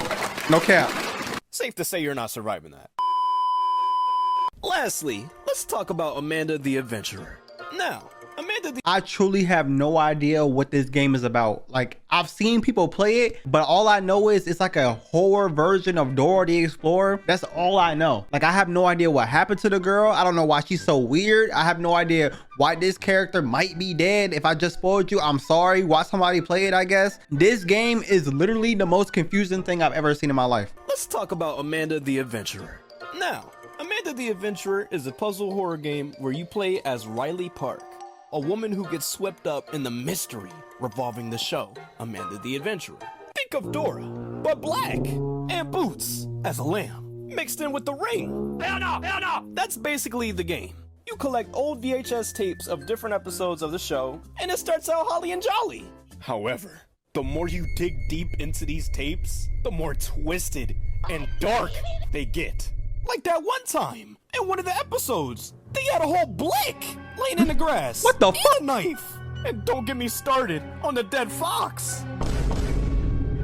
Hell, she even tried to kill her sidekick in one of the episodes. No, girl, absolutely not. And then in another tape, it shows a kid watching the show. And then moments later, she goes missing. She disappeared. No Sue Storm. The front door wide open. Yeah, these tapes are no joke. And then on top of that, you have to find clues. Like, nah, this ain't no Blue's Clues. You gotta be a real detective in this shit. Not to mention, finding different clues leads to different endings. Ain't nobody got time for that. So short answer, no, you're not surviving this. Unless you're a detective, a real detective. No Joe. What? But if you gotta fight against the bad ending version of Amanda, this thing, unless you got the... That's Amanda? What the fudge? Nah. How did she turn into this? She's evil. The devil possessed her or something, because what just happened? What? How did that little black girl turn into this shit? An Enderman. Unless you got the buck. You not doing nothing. She fast as shit. Horror games nobody is surviving 2. Let's see what he talking about this time. Yeah. So a lot of people said they want a part 2. I got you. So once again, I'm going to be talking about horror games nobody is surviving. Let's get it. Let's start it off with Amanda the Adventurer 2. Now, Amanda the Adventurer 2 is just like its predecessor. I explained it in the first video. So if you didn't see that, go on ahead. Go watch that for me. But Amanda 2 is Amanda 1 on steroids. And crack. Whoa. In this one, you play in a library. And just like the first, you're looking for tapes and clues. But the clues in this game are 100 quintillion times worse. There are literal clues you cannot finish until you get further into the game. Hell no! And then on top of that, you still have to deal with the creepy tapes and this thing coming out more. Hell no! This thing made a small appearance in the first game, but in the second? Yo, why you keep showing all this butt on my screen, bro? Every time he say butt, he show me a fat ass. God damn. See, bro? I start acting feral when I see ass on my screen. Stop doing that. It's your last warning, bro. But in the second, it appears as frequently as Psylocke in my dreams. Bro, come on now, dog. Come on. What you mean by that? I already told you you're not surviving the first. What makes you think you're gonna survive the second? I already told you you gotta be a real detective. And forget it if you don't have the buck. No buck equals no luck. No wins. And I ain't talking about Fortnite. So safe to say, pack it up. You not winning. Next up, we have Little Nightmares. I'm surviving. Now, Little Nightmares is a dark puzzle platformer horror game where you play as this girl named Six. Now, your whole objective is to escape the mall. The mall is basically a vertical ocean liner. But get this, it's inhabited by all of these demonic behemoths, weird creatures. Oh my gosh! The janitor, the chef twins, and most scary of all, the lady. The lady basically runs the mall and manipulates everyone on it. Every year, she has guests come in and eat the previous guests. Wait, what? That's the story? I never knew the synopsis of this game. I kind of just played the first game. That's it. I didn't know they was eating other humans. That's fucking horrible, bro. I'm not surviving no more. Bro, first of all, in this game, am I a small person like 6? Or am I like my full size? I'm still small in real life, but I'm a little bit taller than 6. Am I gonna be 6 size or my size? That would determine if I survive or not. These motherfuckers are hungry hippos. These motherfuckers tried to eat Six. No. And not to mention, our very own Six has this hunger problem too. She will literally eat anything. Anything. Okay. If you conceive any type of edible being, Six is devouring that shit like she Venom. Wow. Hell, she even ate her little gnome friend. No. She did. No! Why didn't she just eat the meat? Game, they was nice to Six, and she pulls this? Don't take my baby, okay? Oh my God, my Shayla, my Shayla. I'll never forget you. If you think that was bad, you don't want to see what she does in the second game. Tell me. But that's basically the game. You survive through different rooms and characters all the way to the end, where you have a showdown with the lady. Six eats her, takes the lady's power, kills the guests, and escapes them all. Peak. If you have a functioning brain that works, you are not surviving this shit.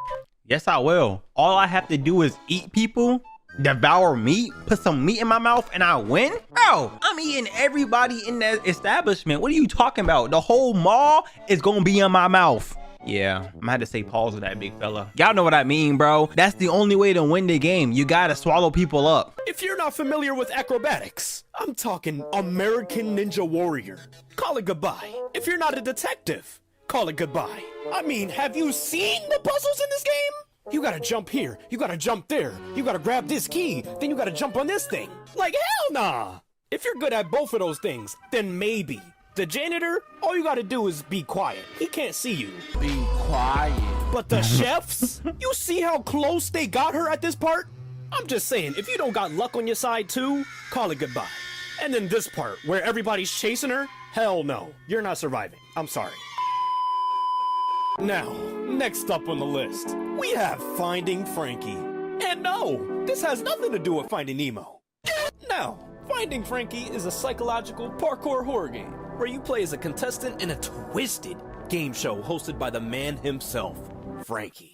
Oh my gosh! I've never heard of this game. Should I play it? Is it the same type of game as Little Nightmares but parkour? I can play that. I can play that. Is it really that scary? Some scary games, bro, once I start playing it, I turn it off because I become scared. But if y'all with me and y'all like gonna watch me play it, maybe, just maybe, I'll make it past the first level. I just need y'all there with me as emotional support animals. Oh my gosh! No Frankie from Shark Tale. And not to mention the prize for this vigorous, treacherous game show. $5 million. Sign me up. Squid Games. That's all it is. My guy, that is Mr. Beast money. Money, money, money. And to make things even crazier, the whole event is live. Oh, you ain't tell me all that. I get performance anxiety sometimes. I can't get up. You know what I mean? Like, you gotta tell me that ahead of time so I can know if I can sign up for this shit or not. Squid Games are being streamed. I can't win that. I see people watching me. For some reason, I can't function. I'm gonna lose this game, bro. I'm not signing up. I can't play this one either, y'all. I didn't know they was live streaming this shit, bro. I'm not costing that. These streaming like Kai. Now, people are chosen to play and participate via tapes in certain series. Wait, what? How do we have the same thought process, bro? Now, people are chosen to play and participate via tapes in certain cereal boxes.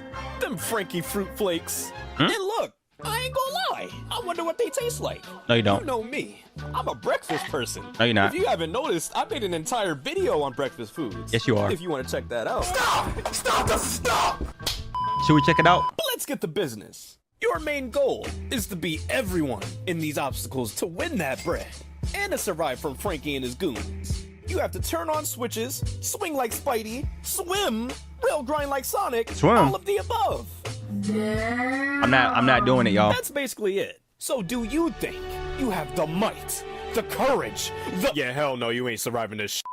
Like I said for Little Nightmares, if you aren't a D1 gymnast, acrobat galore, you are not surviving this. And I don't want to hear nothing. The fact that he's doubting me makes me want to go on this show and test my might. The fact that he's saying I can't do it makes me believe that I can do it. Because who are you to tell me that I can't do it? When people doubt me, that's when I show up the most. I feel like I'm Jimmy Buckets right now. Don't ever say I can't do something, because boy, oh boy, I will prove you wrong. And I don't want to hear nothing about, oh, but you survive in the game. You survive at the end of the game.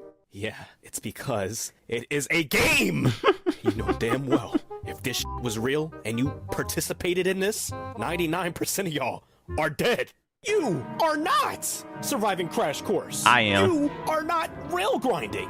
You are not surviving this chase scene. And don't even get me started about the ending game. Hell no, you're not surviving that. And let me tell you, If you're not in shape, then buddy, you won't escape. And that's facts. Now, this next game isn't really a horror game, but I wanted to put it on the list anyway. Bruh.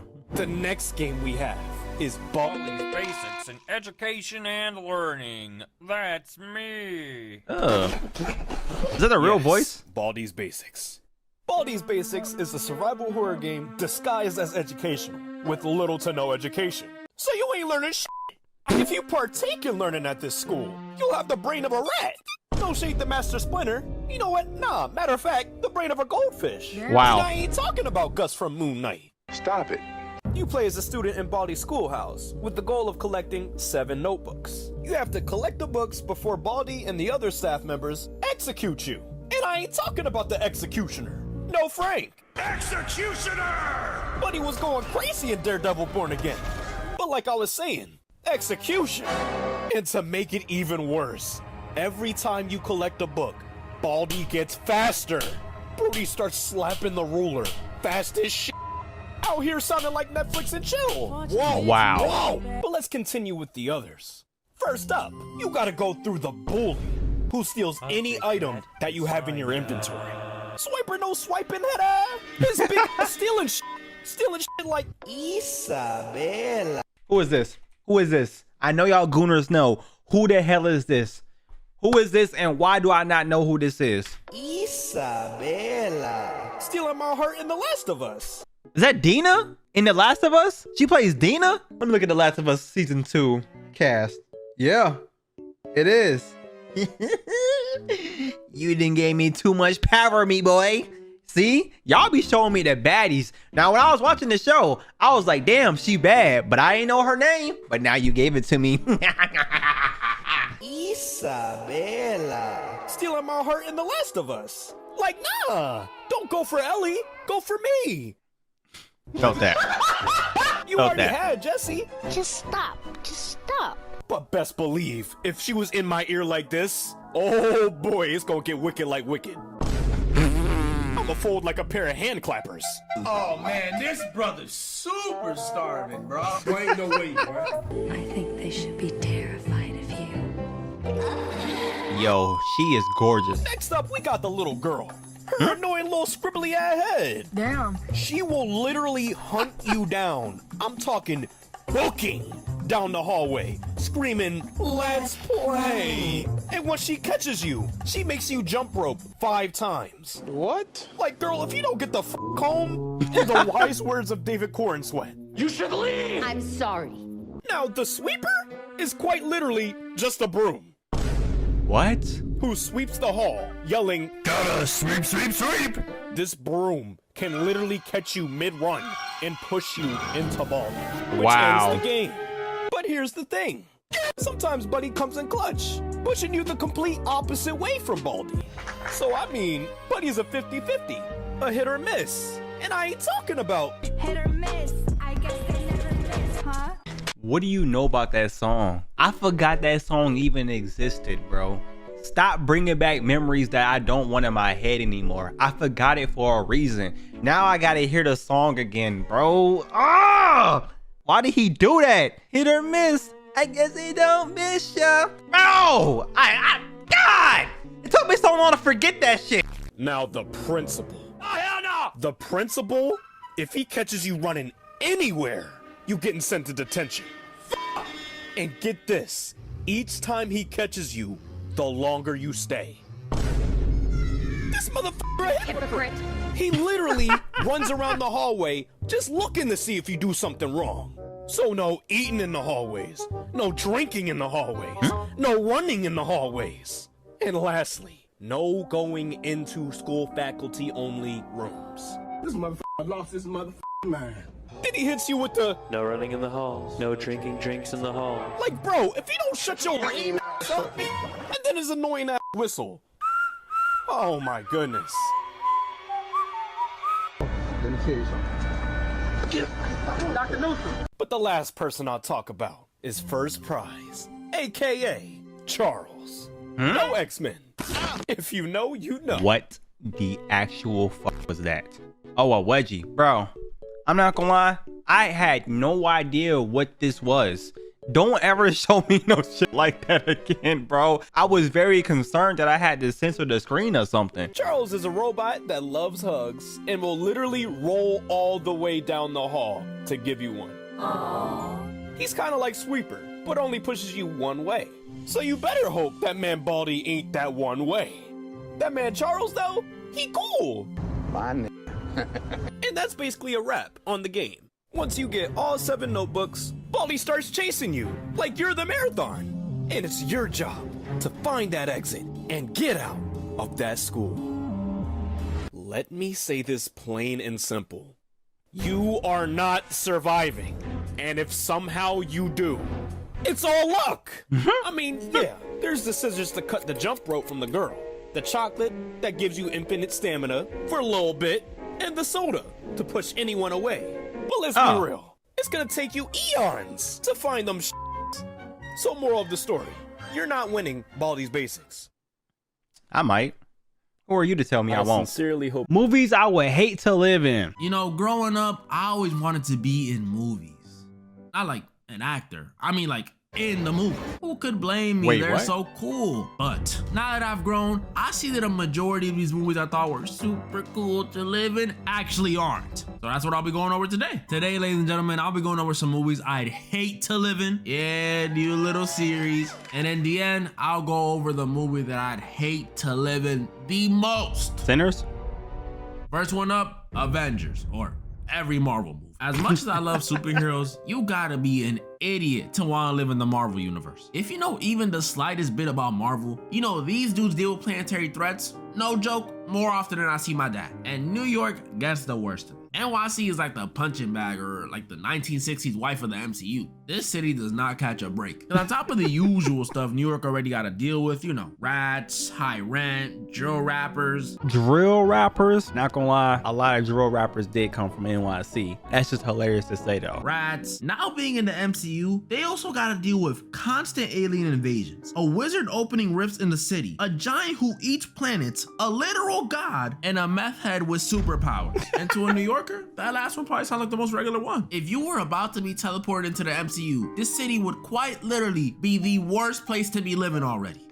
And I already live here. Yep. Why? Yep. It's not like if I got zapped in, I'd be put in like Wichita, Kansas or something. I would literally be in the epicenter of the problem. And as a regular New Yorkian civilian, I have no option but to live every day like it's my last. Cause it literally could be. And at that point, I don't think I'll even be scared. No. I'm gonna just start trying stuff. Go to the club, try some new foods. I mean, you might even see me in the alleyway with Sentry. What else am I supposed to do? The alleyway with Sentry doing what? What are you gonna be doing to that mentally ill patient? You're gonna turn you into a black shadow, gonna suck you up into the void. Even see me in the alleyway with Sentry. What else am I supposed to do when I'm living in a universe where Thanos can randomly pull up on me and tell me to get sturdy for him? The sad part is it wouldn't even have to be Thanos either, because as a New Yorkian, we're not even allowed to have Blick. So one of these street ser villains like the Vulture, or even lower than that, those bank robbers from Homecoming, can pull up on me and tell me to get sturdy too, and I'm gonna have to. Yeah, just keep me in regular NYC, bro. It's not worth it. I'm gonna be living there just to pay $5K a month on rent and have my first time seeing Spider-Man in person be watching him save a grandma while the Rhino is curb stomping me. Next up, I got a movie that might be even scarier because of how real it's starting to feel. iRobot. We all know this one. Movie set in the future, 2035, 10 years from now, where robots and 10 years from now, y'all. 10 years. By this time, you guys are going to be unks. You guys are going to take over the world by this time. 2035, you guys are going to have the whole world in your hands. Take care of it, y'all. iRobot. We all know this one. Movie set in the future, 2035, 10 years from now, where robots and AI are completely integrated into society. And I mean completely. They deliver packages for us, cook for us, keep us company. They keep the streets clean and even work with the police to ensure crime rates stay low. These things are everywhere doing any and everything for us. These things?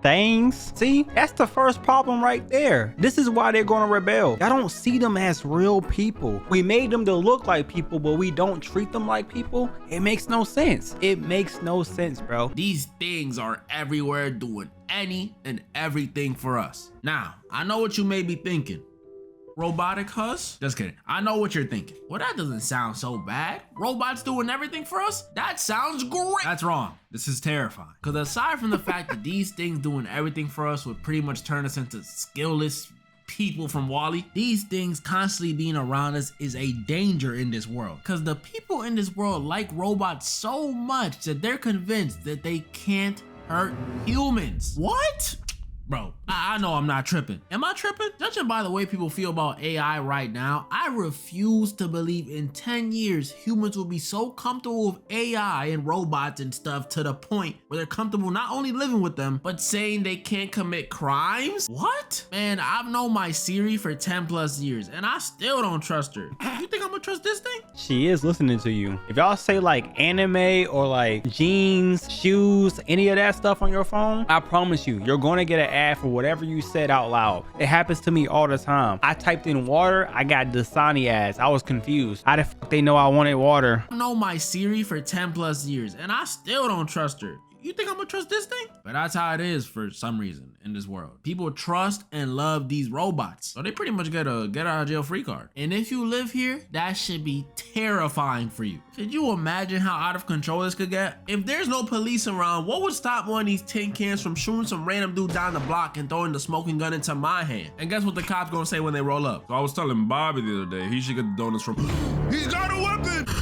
That would happen every single time and they would never get caught because they're not programmed to hurt humans. But it doesn't end there because those are just hypotheticals. This movie goes on to give me legit reasons to not want to live around these things. So we see throughout the movie there's a heavy emphasis on Will Smith's hatred towards these robots. Like, he really does not like these things. The robot stole his bit. That's the only reason. I literally forgot what happens in this movie, but I'm just going to assume that the robot took his bit. The robot is fucking his bit. Just like the B movie. If I was a nigga from the B movie, I would hate bees too. Got in this accident that sent him and this other car flying into some water. And when a robot came to save the day, it chose to save Will instead of the little girl trapped in the other car. R.I.P. That's way worse than what I said. I take everything back. What the heck? He has a valid reason to hate robots, because why would you save his life? Fuck him. Save the white girl with the carrot top, bro. To save Will instead of the little girl trapped in the other car. R.I.P. Meaning, even when they're trying to help, these things could still leave you to die. So if it was me and a kid, an innocent kid trapped in a house fire, if the robot deems me as having the higher chance of living, it'll save me instead of the innocent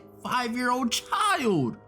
Bro, finally made a right choice. But dang, that's messed up. What if that was my kid? I'd be pissed. Like, you're a robot. You can't like go gadget extend and grab both of us out the fire. That's ridiculous. What are you good for? Yeah, living here would suck. That's not even mentioning the thing running these robots, Vicky. An AI system built to protect people. Built to protect people, huh? Sounds hella familiar. And that ain't even mentioning the job market. Shia LaBeouf, y'all see him? That's a legend right there. I ain't even mentioning the job market. If these robots do everything for us, how would we get jobs? Like, you know what I mean? They're robots. There's no room for human error. Employers would love them. No calling out, no talking back, no paid time off. I mean, you don't gotta pay them, period. These dudes are the perfect slaves. So if you're not building them or working with the police, you have nothing. Why did he show this police officer? Do y'all know what this police officer did? Let me tell y'all what she did. She had intercourse with her whole department while being married. That is probably the worst police officer to show on screen. Perfect slave. So if you're not building them or working with the police, you have nothing. Bro, this is exactly why I hope our world does not become like this. Because if I worked a long 20-year career in, let's say, construction, I'll be damned if I lose my position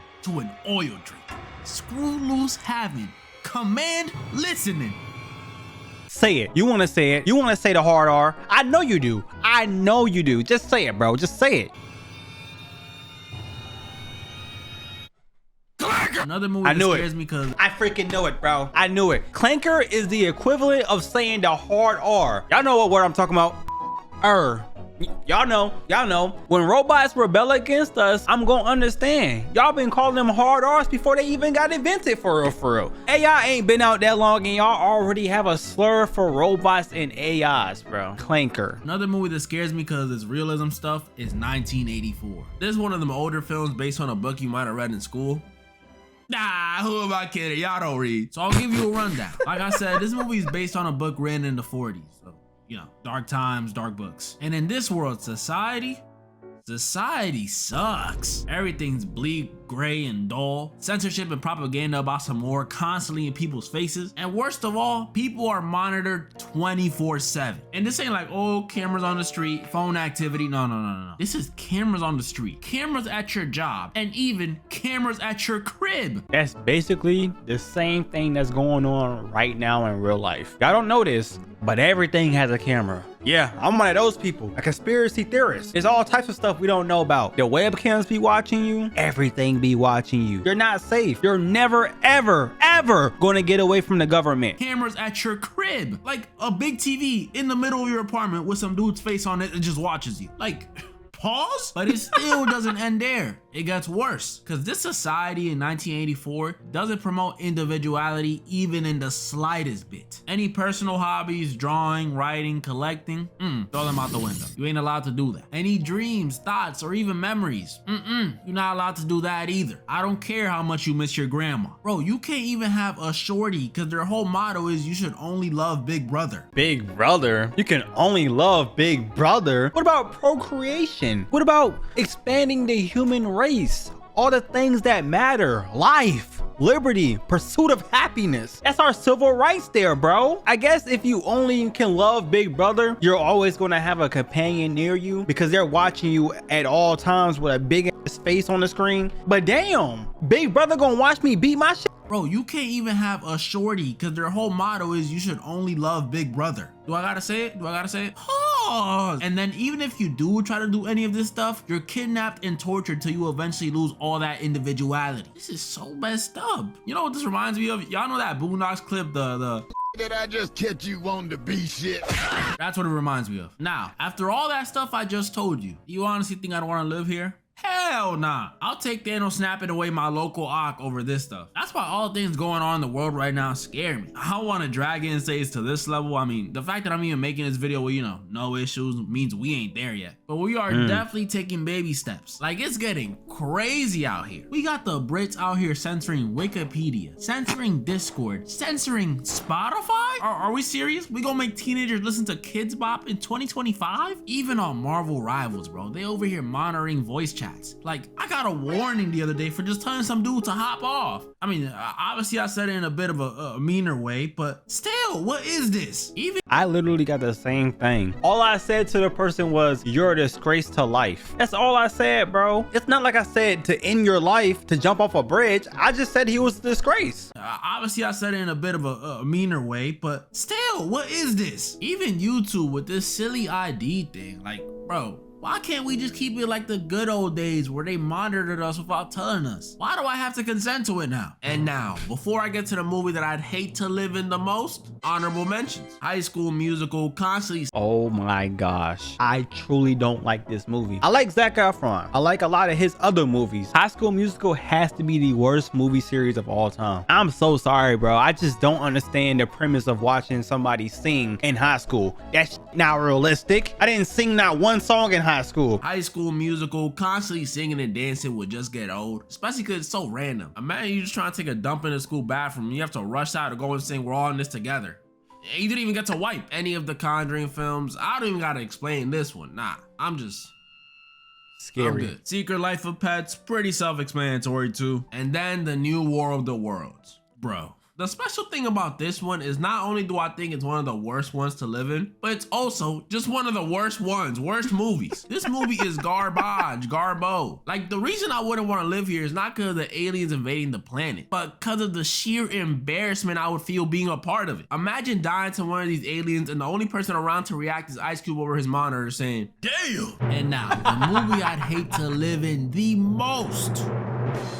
Sinners. Alright, I don't think this one will be the worst one, just wanted to hype it up a bit, but still, it would be very scary to live in. This movie, if you ain't watch it, 10 out of 10. At first I thought it was a 9, but nah, it's a 10. This movie, if you— the more you watch it, the better it gets. At first I told people it was like a 7. I put it like 8.7 now. Maybe a 9. I'll give it a 9. It's good. It's one of those movies where it's like, damn, just keep watching it. Watch it over and over again. I promise you're gonna find more and more stuff that makes the movie better. I was one of the haters. I said it was okay. It wasn't like the best movie, but now it's starting to become a generational classic. This movie, if you ain't watch it, is based in the 30s down in Mississippi. which already horrible start. But the scariest thing about this movie, if you're living there, isn't the time period it's set in. It's the fact that this world has vampires. Yeah, real, pure-blooded, bona fide vampires. I first thought they would be some racist Abraham Lincoln vampire hunter type of vampires, but nope, these guys are actually the opposite. They welcome every and anybody to their lifestyle, which to me, if I was living here, would be even scarier. With a mean or racist vampire, at least you know where you stand. They gonna eat you, so you know, stay away from them. But with these ones, you just don't know. If one of these nice ones came to my door disguised, singing me a song and offering me money, well, of course you can stay the night. Come on in. And it'd be raps for me. You too nice, bro. You letting strangers into your house because they got money? That's how you get robbed of your life. Don't ever invite people in. Let them walk in and take your shit. Just never invite them because it could be a vampire. I'm trying to let y'all know some game, bro. Never invite people in. If they can walk in, it's better than losing your life. I'd rather lose my TV, my Switch, and all my valuables than lose my life. Don't invite them in. You can stay the night. Come on in. And it'd be raps for me. And even if that wasn't the case, I would not be able to avoid these dudes. Because even if they don't try to roll up to my door, they're attracted to music. And you know, I'm not saying I'm some Mozart or anything. I actually don't even know how to play a single instrument. But I am saying a 1930s Derek is definitely gonna be at one of them jukes. And one of them nights we definitely gonna get a Sammy-like singer who's gonna attract the vampires, and it's gonna be the same story all over again. Sammy. Yeah, living here, I'm good off that. Even all this vampire stuff aside, like I said, this is in Mississippi in the 30s. If I'm not going to a juke, what the frick is there to do in the 30s? I might just die from boredom. You might die from other things if you know what I'm saying, boy. You know they looking for boys like you out there in that time period. I see why all people did back then was just pop out babies, because what else is there to do? Not to mention, these weren't the safest times either, especially as a Dominican dude or anything but white. I don't think that band of hooded men would see me and make any exceptions. Talking about some, hold on now, wait a second, Chuck. Put the noose down. I think this one's Caribbean. Nah, they don't care. They don't discriminate. Well, they do, but you know what I mean. They just trying to meet their quotas. So sinners, with or without vampires, I'm good. But I might dress up as one of the twins for Halloween. Who's trying to help me find the clothes? Horror movies that actually scare me. You know, I think we can all agree. A lot of horror movies just aren't that scary. But lying beneath all this mediocre, not scary stuff are gems. Horror movies that are so good, so captivating, so scary that you might just start pissing your pants. So that's what we'll be doing today. It's been about 42 years since I did the last one, but today I'll be going over some more horror movies that I actually find scary. Yes, Derek, horror movies that I find scary. I had to make that clear. And in the end, I'll go over one of the scariest movies I've ever seen. Weapons? Let's run it. Black Phone. First time I heard about this movie, one of my friends suggested we go watch it one night for fun. You know, spur of the moment type of thing. Watch it in theaters for that real scary experience. He ended up ditching me and go with a girl instead, so I watched it on streaming. But it was still pretty scary. I'ma just assume you ain't never seen it, so if you ain't know, in the Black Phone, we follow this kid named Finney Blake, American kid from the suburbs in 1978. And while he may live in the suburbs and look like the average American— He live in the suburbs? I've always thought he was poor. I don't know where that came from, but I honestly thought he was poor. And while he may live in the suburbs and look like the average American around this time, let me tell you, this kid Finney, this kid is not living the American dream. First off, he gets bullied at school, which, you know, already sucks. Getting bullied, that sucks. But this is 70s bullying too. Not 2000s getting called the hard R on the game. Nah, this is put your head in the freaking toilet bowl and beat you up for the dumbest reason type of bullying. I don't like your glasses. 4 eyes. Like what? Y'all was beating up people for being visually impaired? And then speaking of beat, Finney's father, not the best either. Like, I thought Hispanic moms were bad, but this man be raising a belt off any little thing. Like, his temper could have been a horror movie on its own. Like, Finney will be munching on his cereal, minding his business. You think you could slurp that any louder? Like, damn, bro, you got some super hearing or something? It's the 70s.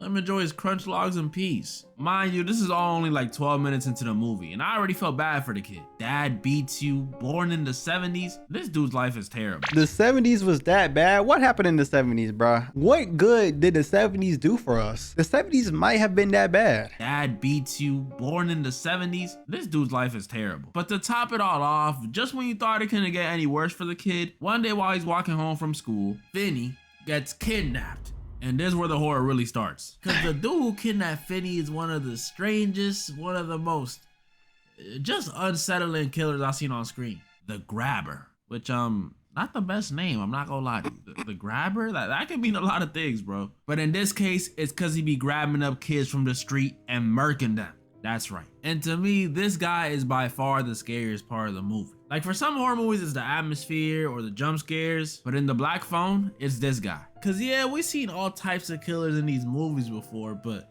the feeling I got when this dude was on my screen was just, ugh. Cause you know, he likes to do these weird psychological torture games to the kids he kidnaps. Like first he'll start acting like he's a nice guy, doing this weird Johnny Depp's Willy Wonka voice that he does. Hurt you? I'm not gonna hurt you. Now why would I?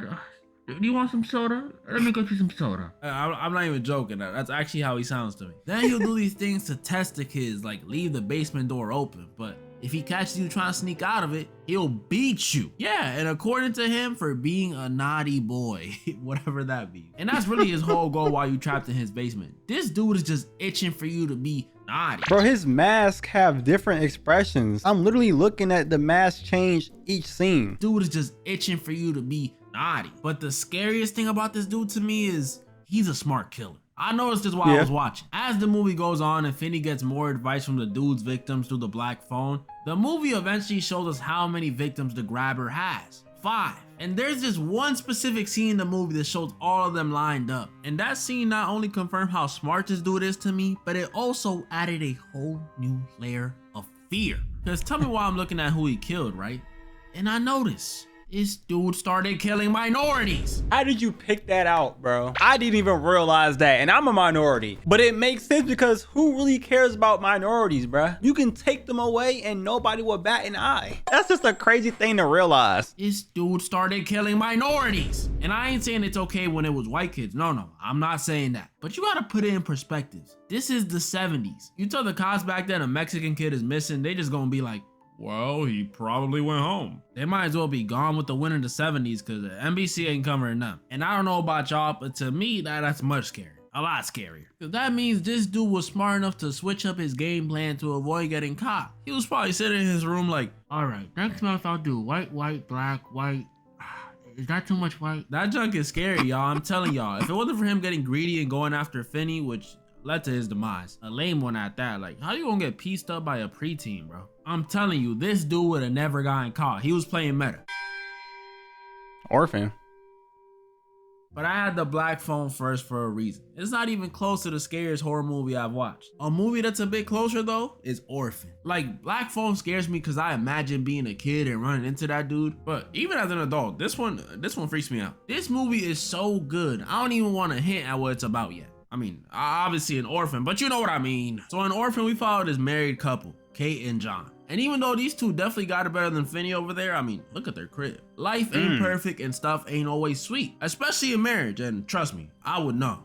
I've had like 3 divorces on Sims. But in Kate and John's case, it's not divorce. It's that they lost their baby. And this loss clearly flung Kate into a depression. She took up the bottle, started seeing a therapist. This was some sad stuff. And then John, not so much. I'm not gonna say he wasn't sad, but I couldn't see it. All I saw him trying to do was get one in with Kate. But hey, I ain't judging. Some of the happiest dudes you be seeing be the saddest, so maybe that's how he copes. So to finally deal with the sadness, Kate and John decide they want to give that love they would have gave their daughter to another kid because they're just sweet like that. So they go to the orphanage, which I never understood how these things work, like parent-wise. Do you just come in and pick the one that looks most like you? Like, oh, look at this one, honey. This one has your eyes. I don't know how it works, bro. Honestly, I don't get it. It's kind of like picking out an animal. You go to the animal shelter, you bond with every animal in there, and you see which one you want to take home. That sounds crazy, but that's essentially what happens. Oh, look at this one, honey. This one has your eyes.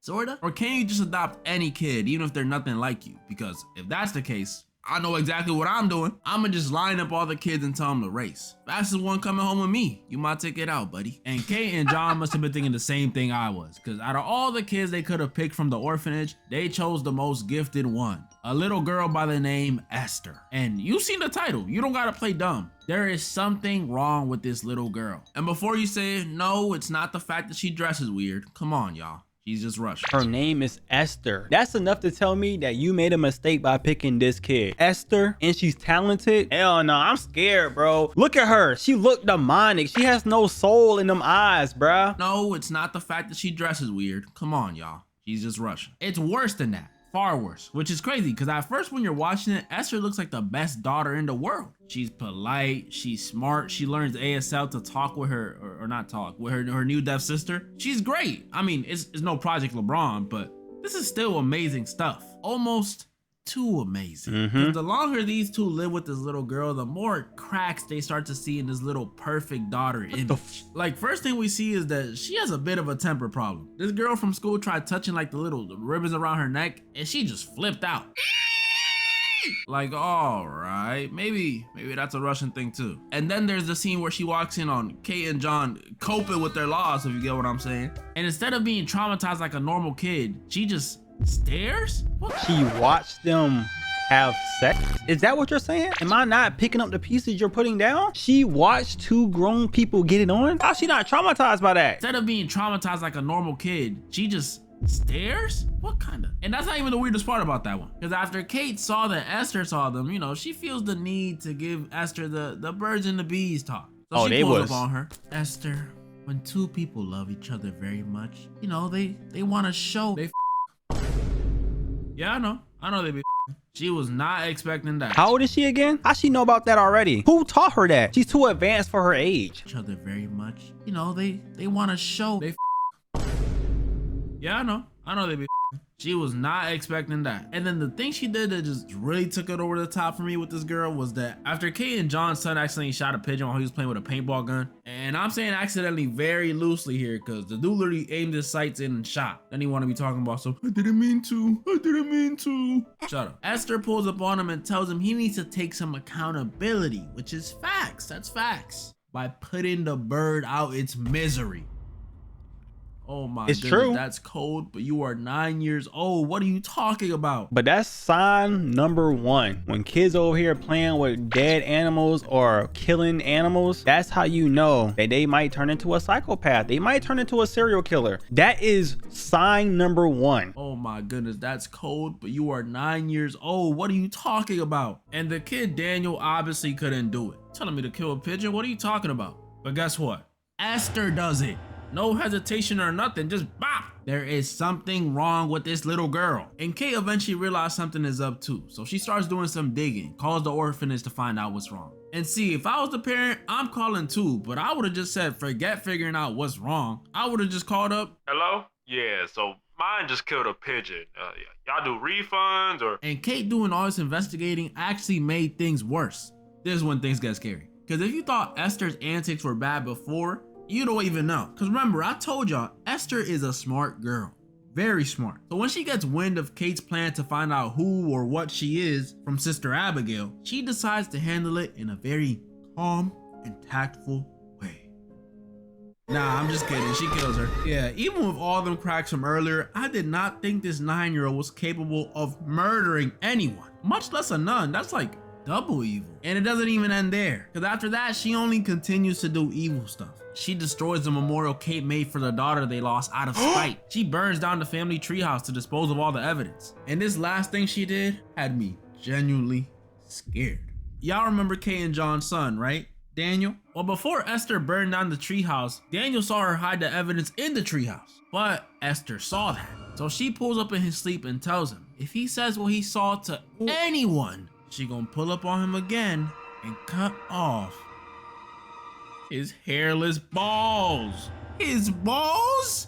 I don't care what no one says. Freddy, Jason, and Michael ain't never said something that scary to no one before. I was around this kid's age when I first seen this movie, so that threat felt like it was at me. Had me sitting there clutching my nuts in fear. There is something wrong with this girl. And the worst part is no one can prove anything because she's 9. The cops won't believe that. Tell them she murdered someone and burned down a treehouse. They just gonna be like, why? Which is a good question. Why is she doing this? Is she possessed? Is she a demon? Is she a skinwalker? Why is this little girl so evil? Well, at the end of the movie, that's when it all makes sense. So after this girl Kate gets sedated for for pretty much pimp slapping Esther. At this point, let's not act like she don't deserve it, y'all. We know she deserved it. John goes home with Esther and Max and leaves Kate alone at the hospital. And while she's there, she gets a call from the previous orphanage Esther belonged to. Or should I say, what she thought was the orphanage. Cause she finds out Esther's last spot wasn't an orphanage, it was a psych ward. I knew it! I said you might gotta put her in a straight jacket, bro. Once you be killing animals and stuff. I'm just saying, it makes sense. There's nothing else for her. Where else could she come from besides a psych ward, bro? She finds out Esther's last spot wasn't an orphanage, it was a psych ward. Yeah, this little girl is crazy, which makes sense. You gotta have at least a few screws loose to threaten to cut off someone's ball. But that's not even the full explanation. Cause this Russian dude tells Kate, on top of being crazy, Esther has been keeping something else under wraps. Last chance to leave, y'all. Last chance. This little girl, Esther,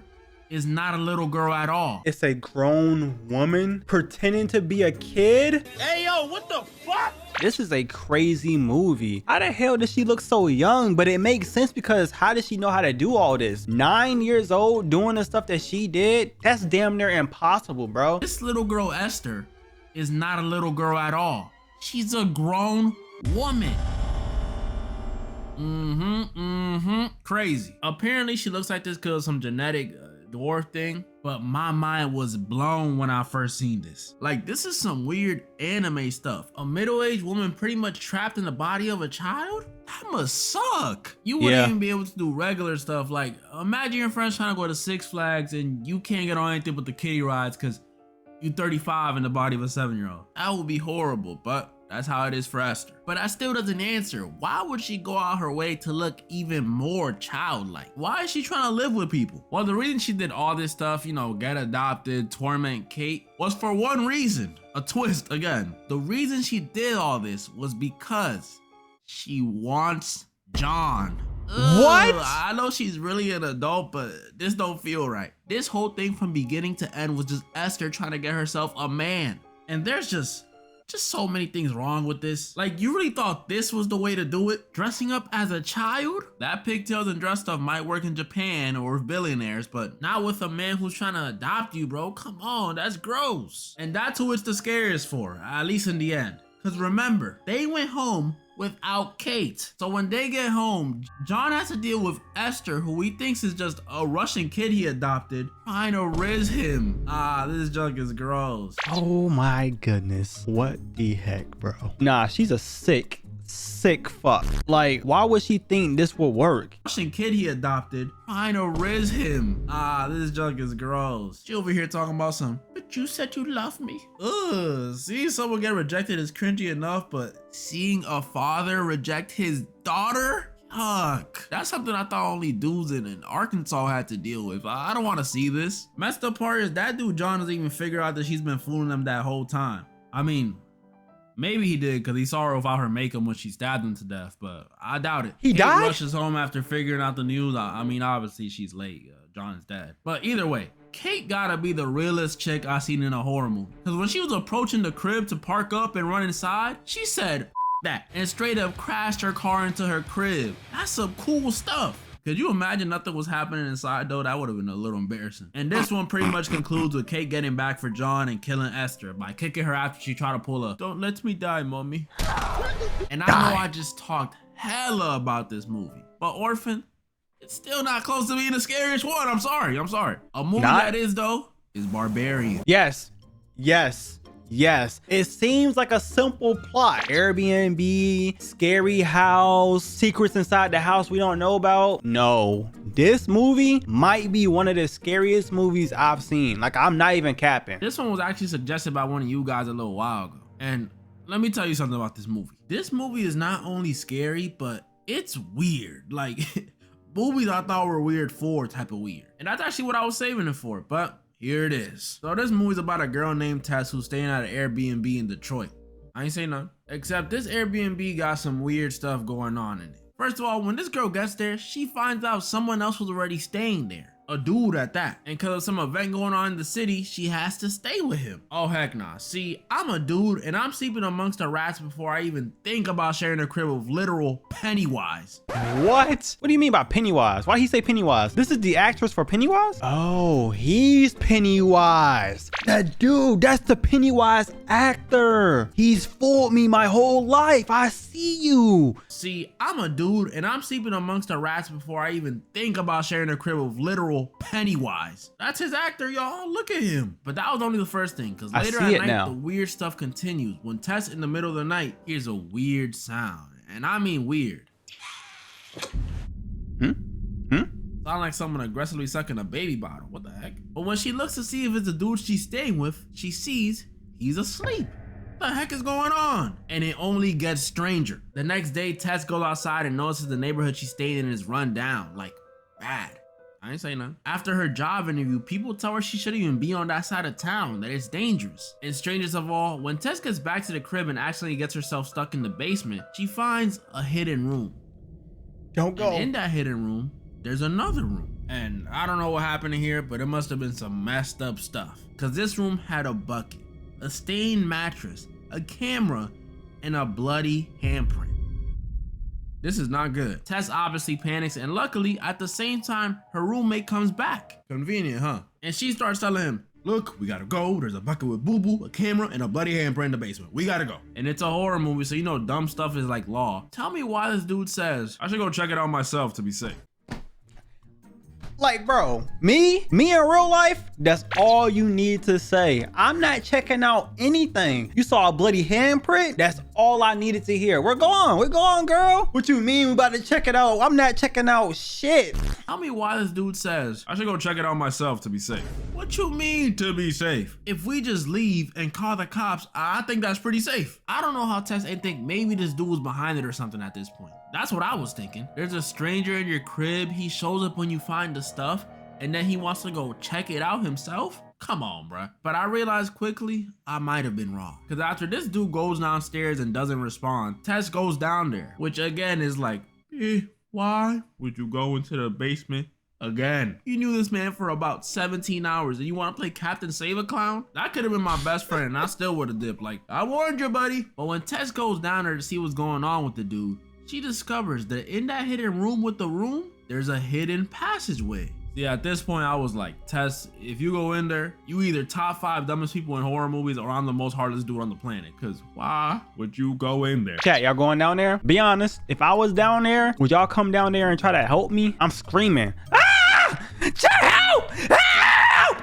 Y'all going down there to help me? No? You know what, chat? I respect y'all for saying no. I'm gonna keep it a bean with you though. All right, okay, I get the nose. Not too much, all right? I'm not mad at the answers because I'm gonna be real. I wouldn't help you either. I'll call the police, but I'm not going down there. I'm not going down there at all. Hardest dude on the planet, because why would you go in there? She goes down there, of course, and this is when the true horror of this movie starts. Because when Tess gets down them steps, she finds a few, I'll say, surprising things. First of all, she finds out this downstairs area isn't just a basement within a basement. It's a whole tunnel system. Then in that very same tunnel system, she finds some cages, some very big cages. And then, most surprising of all, she finds her roommate. Which is surprising because I thought you were in danger, buddy. What happened? At this point watching this, y'all should be thinking the same thing I was thinking when I first watched it. Oh yeah, Tess, you stupid. It's clearly him behind it. And he's trying to act all scared. This is all clearly him. Oh my God. I forgot that happened, bro.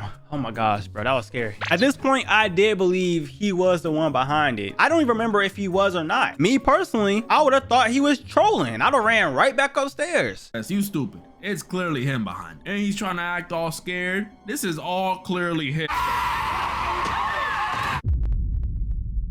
GG's.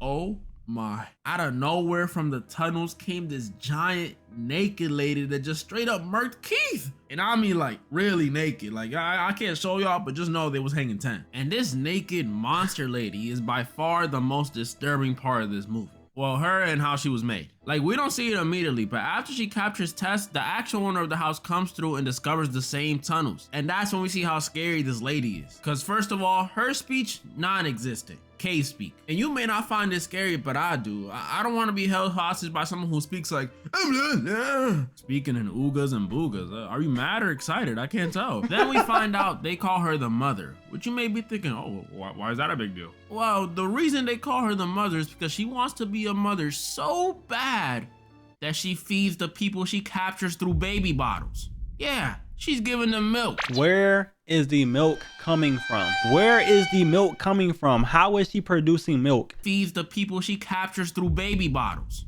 Yeah, she's giving them milk. And I thought with her speech, she's running to the grocery store and asking where the dairy section is at. So you can only assume, that's right. That's her milk. That's disgusting. But I'm drinking all of it. Look, it's either that or she starts getting aggressive. And if I'm in this, if she want a baby, she gonna get a baby. The second she put that bottle through the cage, I'm gonna be in there. Plus, it beats what happens if you don't drink it. If you don't drink it out the bottle, she takes you out the cage and makes you drink it straight from the source. I'm good on that. I'm good. I'll drink it out the bottle. Trust. I want more. Bro, I don't give a fuck.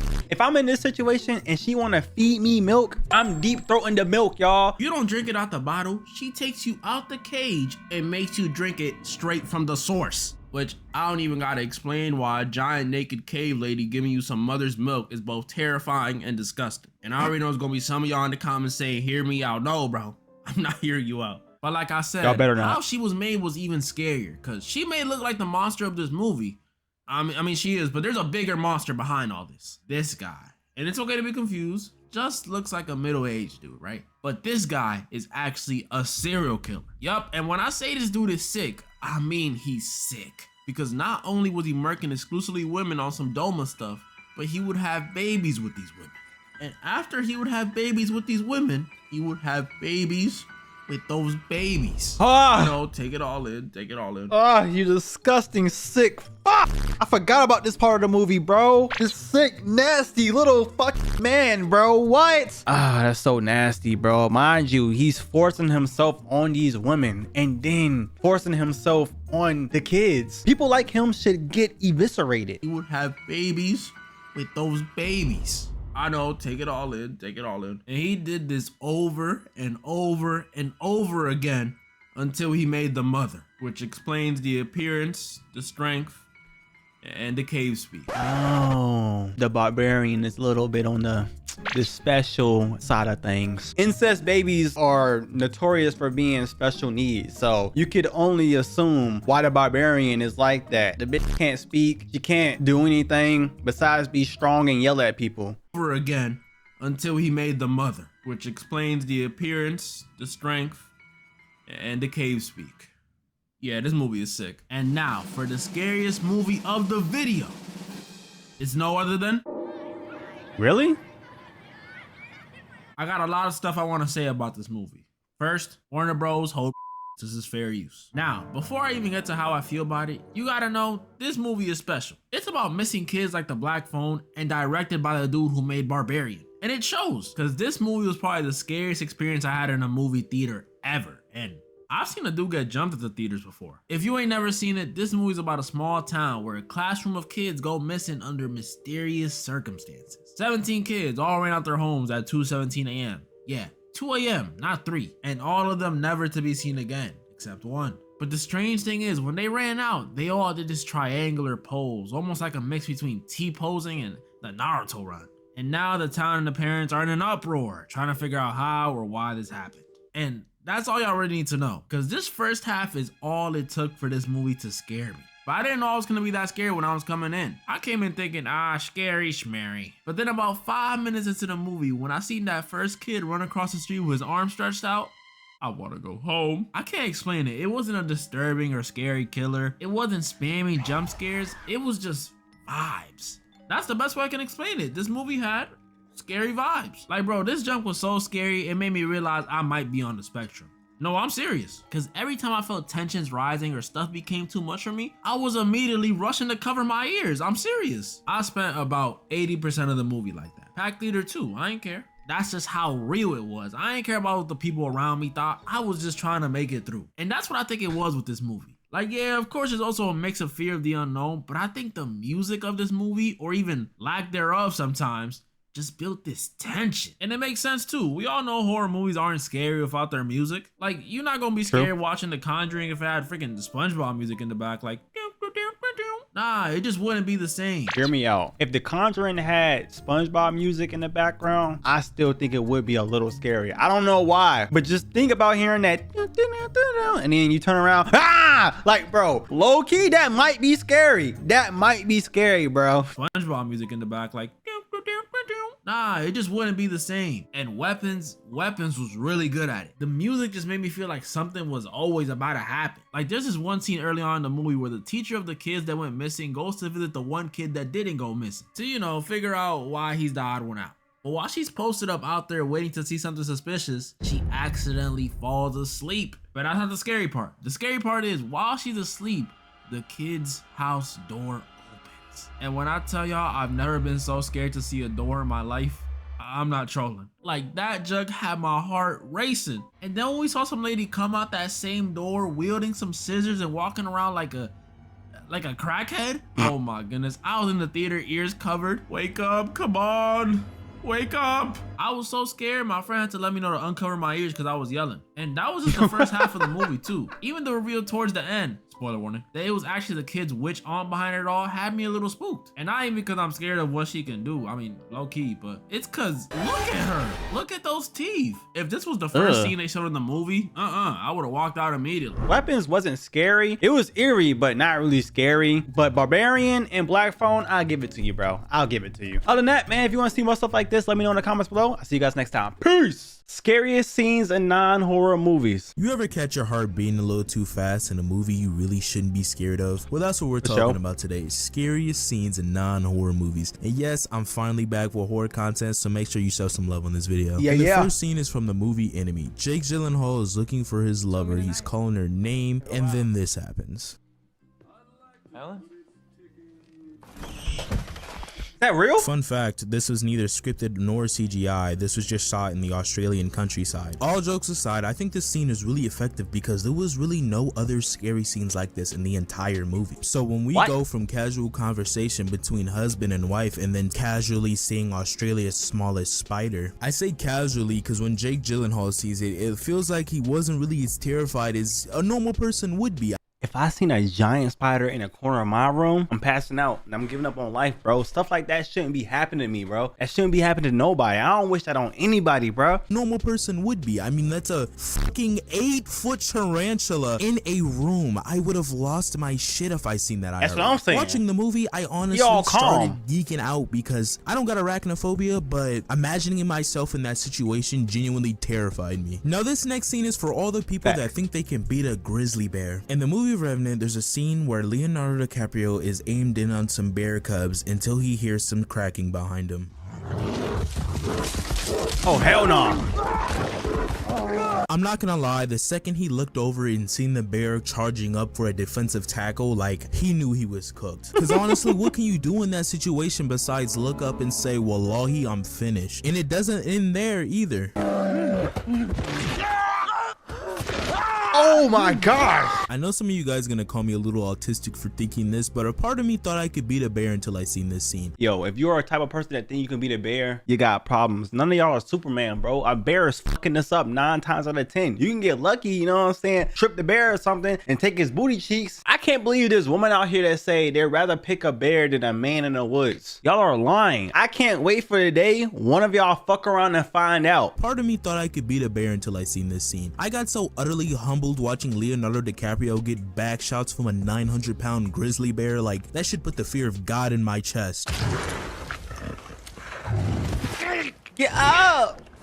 I'm not gonna lie, this part of the scene probably shook me the most. It's just the sheer size and weight and just the pure power they like show of the bear. It's just watching Leo being overpowered by literally hearing his bones snap and crack just adds that much more feel to it. I might gotta watch this movie, bro. What is the plot here? Okay, Yo, he's getting fucked this up. part right here humbled me more than anything. Watching him hit this bear point blank with the sawed off just for it to continue to attack this man. Oh my goodness. After round 2 of back shots, the bear leaves Leo alone and then comes back for round 3 when Leo takes out the knife and finally finishes off the bear. Honestly, this scene is just 10 out of 10. Like, just Leo's acting, the really good CGI on the bear, the sound effects, like this scene just comes together perfectly to be anxiety inducing from beginning to end. I kind of want to know in the comments, what would y'all do in a bear attack like this? Now the next scene is from the Predator movie. Chat, what would y'all do? There's nothing you can do. First of all, sir, you said non-horror movies. If you ask me, Prey is a scary ass movie, bro. That shit had me scared like half the movie. Nah, if I was in the woods with a bear, I'm praying and hopefully God answers that prayer because there's nothing else I can do. I'm not fighting a fucking bear. Like, what do I look like? I'm literally not gonna do anything to it. My little hits gonna be like SpongeBob hitting Larry the Lobster. I'm not doing shit. No damage. Actually, negative damage on myself. As soon as I hit it, I'm gonna get my arm chopped off or something. From the Predator movie. Love this movie. Already we can see how much of a better situation Leo is in. Instead of a grown man with a shotgun, we have a little indigenous girl with a bow and arrow that is effectively useless. I'm not gonna lie, if I jump in the water to get away from a bear and then I hear it jump in after me, I already know I'm getting a first class ticket to heaven. This movie also does a really good job of showing the sheer power and size of the bear with the sound design. It's a good movie. And then the Prey or the Predator just came out of nowhere. Now here's the scary part. Now, not necessarily for us, but for the indigenous girl. Now imagine you're getting chased by the most powerful animal you've known in your life, and then you see something boxing that motherfucker mid-chase. He just threw it like it was nothing. So not only the strongest animal you knew your entire life is getting fucking boxed, it's getting tossed around. The look on her face says it all, because it's like, holy shit, if I couldn't even beat the bear, what the fuck is that thing? Exactly, no cap. I'm not gonna lie, when the grizzly bear started to win the fight, the first thing that popped into my head is this a strong ass grizzly bear or is this a weak ass predator?